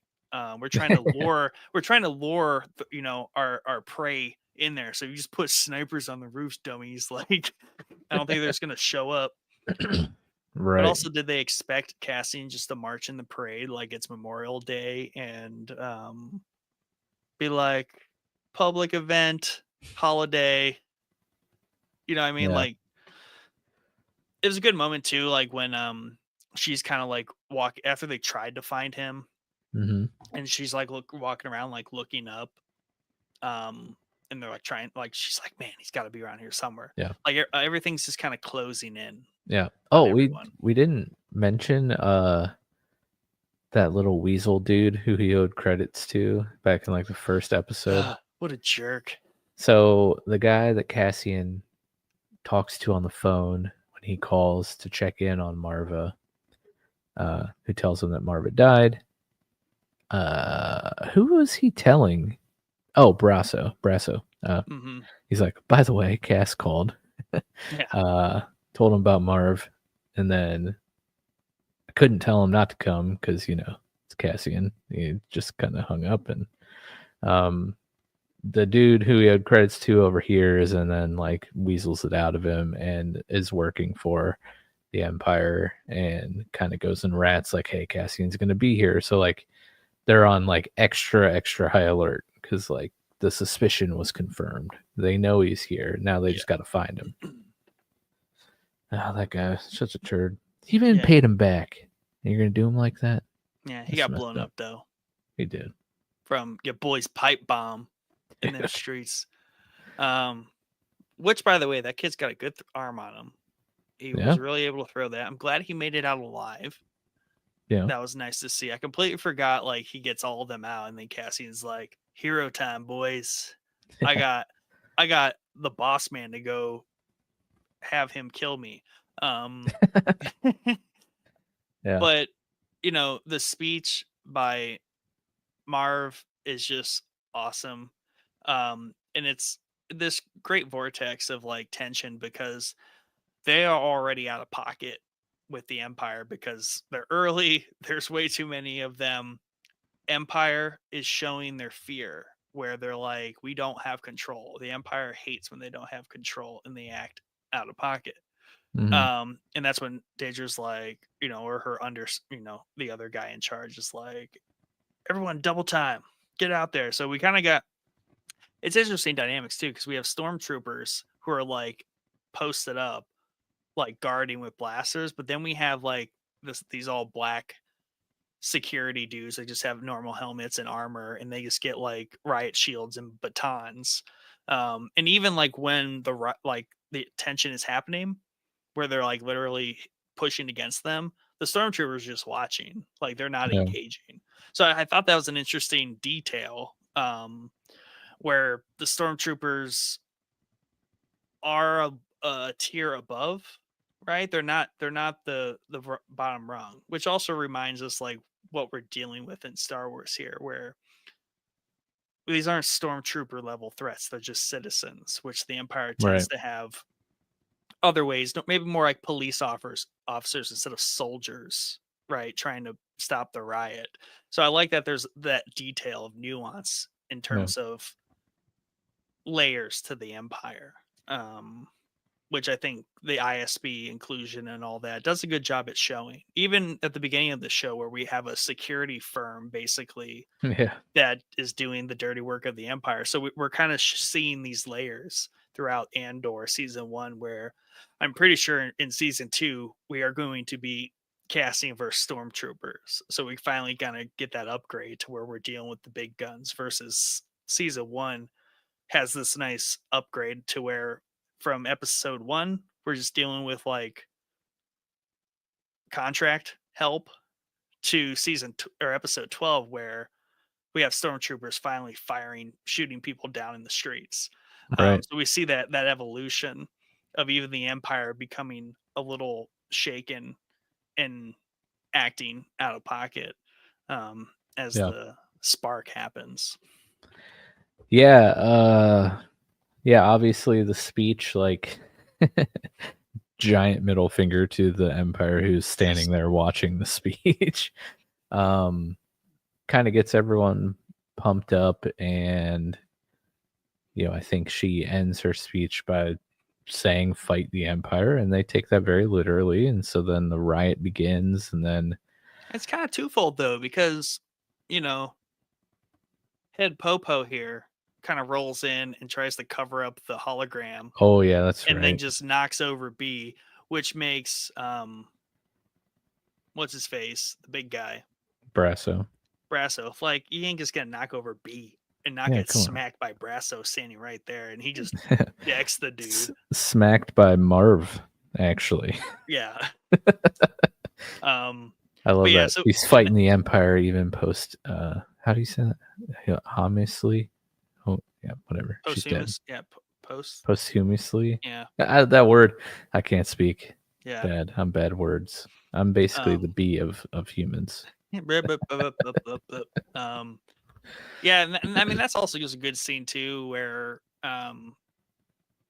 that dude falls back behind the line, and he's like kind of watching still what's going on as it intensifies, and then he sees dude like the kid reach in his little bag, and he like sees it over the riot shields, and then he just chucks that thing, and Yeah. of course it hits another box of grenades, and we have a nice big explosion. Oh Um, yeah. and Luthen's just like, Hmm. "Oh yeah, man."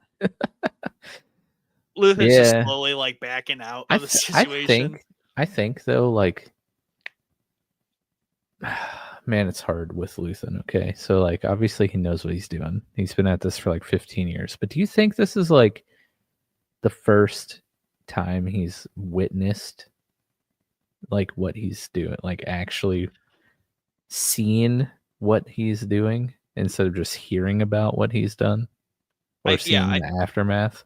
I think he is totally in a point of like an out of body experience, Yeah, and I he's like, think it's been building this whole like couple episodes because again, like he's gone from making things happen, right? Needing money, setting up plans, putting people in place, pulling off the heists, distributing tech and weapons. And honestly, working with groups like Saw are a little different because anyone can get some mercenaries together to make some money and blow shit up. This is the first time I think he has organically seen the thing he wants to see happen everywhere. He's like, these yeah, people literally just caused a riot and are fighting the Empire. He's like, this is exactly yeah, what I want. And he realizes he needs there's nothing he can do and there's nothing to do. yeah, Right? Because even in the prior episode, he was stopping Saw from doing something. hmm, Whereas like at this point, he can't stop this. He also can't contribute to it. Like his work is done. So I don't know if it's like a little bit of a relief that like this thing is finally in motion and he can like focus on other things. I don't know. It's kind of like seeing a company you started, like you finally sell it and you don't have to like do that anymore. You're like, yeah. did my I don't thing. know. There was like a tinge of like, I don't know the right word. Regret probably isn't the right word, but like maybe the FOMO. reality of like what is happening setting in where he's like, all right, so this is exactly what I wanted to happen. But also those are just like regular people getting blasted by the Empire. um Eh. yeah, that I part mean, like kind remorse, of like he has a yeah, little bit of like sympathy, yeah, like or that part kind of sucks. Oh crap. I see what you're saying. You know what I Kind of mean? like what him and Mon talked about when Mon was like, people are gonna suffer for this. He's like, hell yeah. And then now it's like, now that he Yeah, sees he's it in like, action, he's ah kind of like, crap. Yeah, that mm, part does kind of suck. mm. But yeah, Yeah, no, no, it is like that the shot of him like standing up on the steps overlooking all the chaos was pretty cool. yeah, um, yeah. I can see. I think he has a range of emotions about this whole Hmm. situation, and maybe it's at a point where it's like maybe he feels he can start doing some good. Maybe because he's clearly felt right because he said he's been cursed to use the tools of his enemy, right, to fight them. There could be a sense of him that feels now that all of this is just kind of happening, I Hmm. can do more to like organize it and help people not just die, Yeah. right? Help these people do this more effectively and on a unified front. Um though that isn't exactly his position in Rogue One. He is much, you know, the the director of mayhem, like the whatever insurance commercial that is. Oh yeah, yeah. He's that guy where he's like telling Cassian, he's like, dude, if you see that dude, blow his head off. Like, forget Jin. Like, I know it's their dad, but like, dude, straight Empire. So I don't know. Yeah. Like, I like to think that maybe he is feeling like some sense of like good Yeah. return to his role, but I don't really see that in Rogue One. He's still very much like, um, let's go kill some people and like do the dirt. So I don't Yeah. know. Yeah. Um but yeah, so like during all this, Dedra is kind of like, how did she manage to find herself like in the middle of the crowd? So yeah, so she's like looking around, and she pulls her blaster because she's on the other side of the square, Mhm. and she's obviously trying to go back to the hotel. But I don't know if she sees Andor or something to that effect. She pulls her blaster and like steps into it for some reason, but absolutely just gets rocked, Yeah. really quick, um, into her peril and both to her peril and safety. She gets picked up and pulled out as if she's being arrested and Mhm. tossed into a closet, on the side of the street, The and one and has a only. Cyril really close confrontation when she is literally at the most vulnerable. She's like really panicked, which I think is a very good. Like, it's a little extreme, but I think it's fair because like she's never been in such a Right. situation. She almost died, and Yeah, she's just been at a desk basically her entire career. yeah. So she's pretty shaken, but then she's confronted with her like stalker, um in the closet. And he's like so giddy. Yeah. And yeah, you don't have to thank me. I'm just happy to Yeah. be here. And she's like, I literally don't know if I should stab you or kiss you. And it's really confusing. So all that's just right there. So again, great moment, but also like a horrible moment. Like it's just like it's just like 2% better than the whole "I'm gonna confront you outside of work" thing, that happened 3 episodes ago. Yeah. I do like she's like, "How? Like, why are you" she's like, "Why are you freaking here? Like, why is it you right now? Like, this makes no sense." So I feel bad for her that she's still being, like, horrendously stalked by Serial. And But I guess I also forgot like, he never had, like I thought he had a more, like, got a job at the ISB arc, mhm. but he didn't. He totally just, like, stalked her and, like, saved her and now is like, "Can I help? Yeah. Please Can I say stay at yes. your house? Again, I please say live with my yes. mom." Yeah, man, dude, he plays such a good, like, man, Man-child? No. yeah, I don't know, just like, I guess sociopath? Like, it's like he has no normal, like, emotions or social awareness. Um, Yeah, he's so fixated on the good of the Empire, taking out this evil person he knows that's Andor, that's, the anti-everything he is about, yeah, but also happens to see, like, the apple of his life before him, this woman who is also, like, a place of authority and career that he wants. So it's a really weird combination of things yeah. going on for him. But yeah, he's super giddy. He just has no awareness of how like maybe his mom need I don't know. It's his mom's fault. I'm just gonna put it right Yeah, there. I don't know. He might be a serial killer. Serial killer? He would be he would be if the current government wasn't a bunch of sociopaths. You know what I mean? Like he Yeah, would that's true. under the Republic, he would be a serial killer. Yeah. Um, but since it's the Empire, he's like, oh wow, I fit in. That's I can make true. a career out of this, Yeah. torturing people and taking away Sign their me up. freedoms. Let's go. Do it. Yeah, so Cass gets Bomb Gets the peeps Kid, out.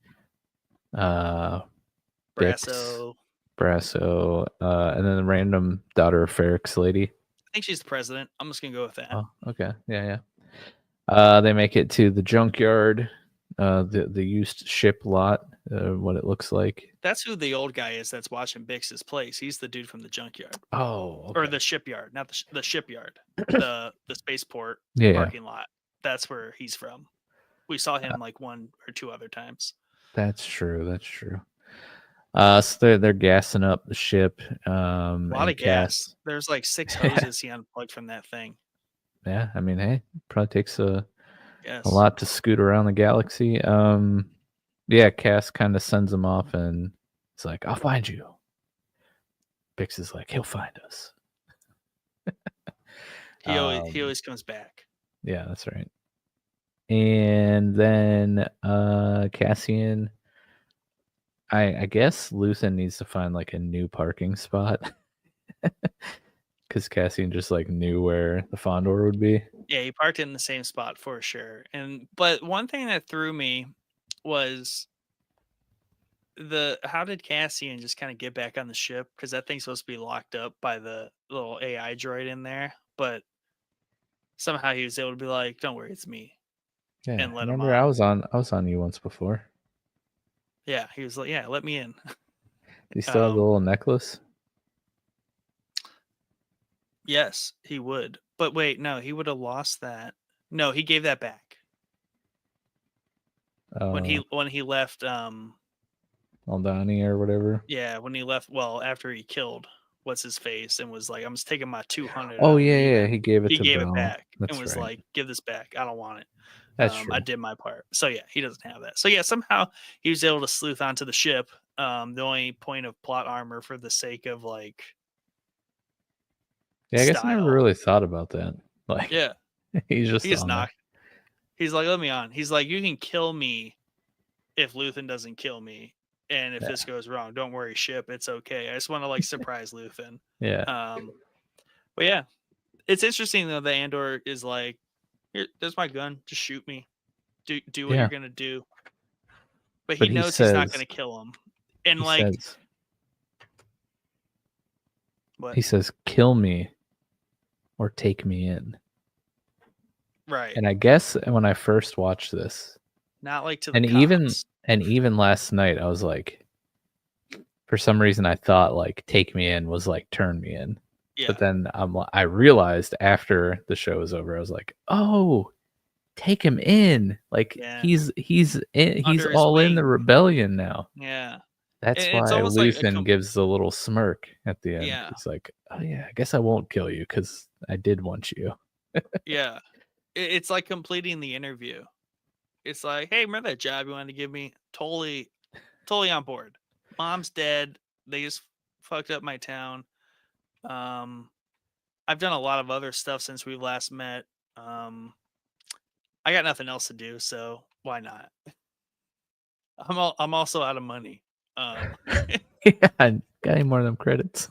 Any more of them credits? Luthen's like, "Joke's on you. So am I." Speaking of that. But yeah, so it took every minute of the season, but Andor is finally bought in to the rebellion. Yes. Yay. Yeah. We just cut the black. Just Luthen and Andor on the Fondor. And that's right. They fly off for awesome adventures being terrorists. Yep. Everyone's rebels. favorite. Everyone's favorite. No, they're rebels. Yeah, that's what the terrorist would say. Yeah, and I guess the great thing is like this is how we started these 4 episodes is we know how this ends. We know how it began. But I watch all this and I'm like, I have no idea what's going to happen in season 2. I have no idea.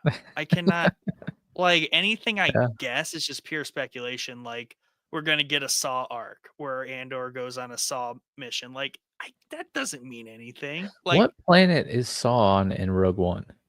It's not Jeddah. anything we've seen before. Like from Survivor? Yeah, Jeddah. What? Yes. Dude. Okay. Well, we got to see how he gets there. That's why when we're talking about Survivor and you're so flippantly talking about Jeddah, I'm like, what are you talking about? What are you talking about? It's so important. Oh, yeah. Like, yeah, whatever, that one planet. Yeah, I'm like, why are you such an idiot right now? I'm like, it's Jeddah from Rogue One. It literally gets blasted by the Death Star and Saw dies. Well, maybe it got blasted out of my mind. Okay, bro. Clearly. But yeah, we gotta see how he gets to Jeddah. He's just on drunken tirade one time. It just ends up there. Just wakes up naked. Well, no, I mean, the sands of Jeddah. Saw goes wherever the Empire is. That's why, that's why he was on Jeddah, because they're being jerks on Jeddah, stealing all the kyber crystals. But it's just crazy. And that's what it's just what the mystery about, like, what's so appealing about Star Wars when you still happen to like it is, the beginning and end, but like, why is it such a mystery and a joy to fill in the gaps? You know what I mean? Yeah. You would think someone like myself, and like even you knowing what like we would have some contextual understanding of like, oh, this is what's going to happen. I feel like any other show or IP or movie franchise, you would be able to guess. Yeah, that's true. That's true. Well, good news is we have 4 movies until Rogue One. So I love thinking about like that. 4 movies.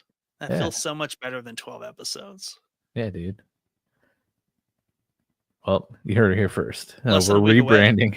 We're rebranding season 2 of Andor into whatever. What's the 4 version of a trilogy? A quadrilogy. Very bad words around here. Let's ask. I'm gonna ask ChatGPT. What's a collection? No, there's definitely a term for it. What is it? Thinking. The age-old question. What the heck do you call the 4th entry in a trilogy? Technically, there's no official name. Got it. However, the Greek would be tetralogy. Tetra being 4. Or also a quadrilogy. That's what quadrilogy. That is so hard to say. And it stinks. I never remembered what that second like gangster movie reference is. That is sad. Yeah, guys. So 1, there's post-credit scene. We find out what they were making on Narkina 5. Oh, it's so good. It's so big good. Sad. Big sad for the prisoners when they realize they're building like the greatest weapon of mass destruction ever assembled. Yeah, and again, like, no one's asking for that level of detail in Star Wars, but here we have Andor, who the entire point of his entry movie is about the Death Star. So it's like he ultimately gets killed by the thing he helped build. Yeah. He made maybe that's wild. He made like maybe 10 racks. Like, I don't know how many, you know what I mean? Like, it's a big dish. But he did, it's his really fingerprints are on it. It's really messed up. Yeah. Super cool detail. Second thing, apologies for all the yawns tonight. I'm feeling pretty tired and I have a really fun headache. So sorry if it looks like I was disinterested in our conversation, Nick. I really have been on the edge of my seat. Thirdly, thank you guys for watching, tuning in. Everyone here that's in the live stream. thank you. Make sure you subscribe on the YouTube channel, follow us on Facebook or Twitch. We will be covering season 2 in the same fashion, live streaming, covering 3 episodes per podcast episode. So that will be starting next Thursday because season 2 premieres on Tuesday. And like Nick said in an earlier episode or in our Discord, and we mentioned tonight, 9 p.m. on Tuesday. So get to watch, a little earlier than usual. By Thursday, watch all the episodes so we don't spoil anything. That's right. And if you come and tune into the live stream, make sure you leave some comments, chat along with us. We'll throw your comments up on the screen and talk about them. Check out the Patreon, patreon.com/showboyspodcast. You can go over there, find out how you can support the podcast today. You can sign up. We have 4 different tiers, different perks, such as bonus, exclusive monthly episodes, things of that nature. Join the Discord. And have a nice Easter, because that's Sunday. And we can say things like that because we're live streaming and not like backlogging recording. To navigate that. Happy Easter, everyone. Yeah. We'll see you next week. Good Friday tomorrow. Enjoy. That's right. That's right. May the 4th is coming up. That is true. We will not be recording on May the 4th. That is a Sunday, but will Andor still be going? Yeah, most definitely. Oh yeah, I guess it is the 17th of April. So yeah, that's like 2 weeks from now. Yeah, that'll be we will have seen 6 episodes of Andor by May the 4th. So it's May the 4th though is exactly like in the middle of Andor season 2. So very well timed. That's awesome on their part. So that's gonna be exciting. But I remember May the 4th was literally on like Thursday the one year when we did a couple episodes around it. So that worked out. But then I'm like, oh, on a Sunday? That's no good. Yeah. Sundays are Pokeboy days. Move over, Jesus. It's Star Wars Day. Yeah. That's kind of weird. But I mean, I guess some people would do that. Yep. Anything else you got to get off your chest before we get out of here? Nope. All right. We'll see you guys next week for, first 3 episodes of season 2. I'm so excited.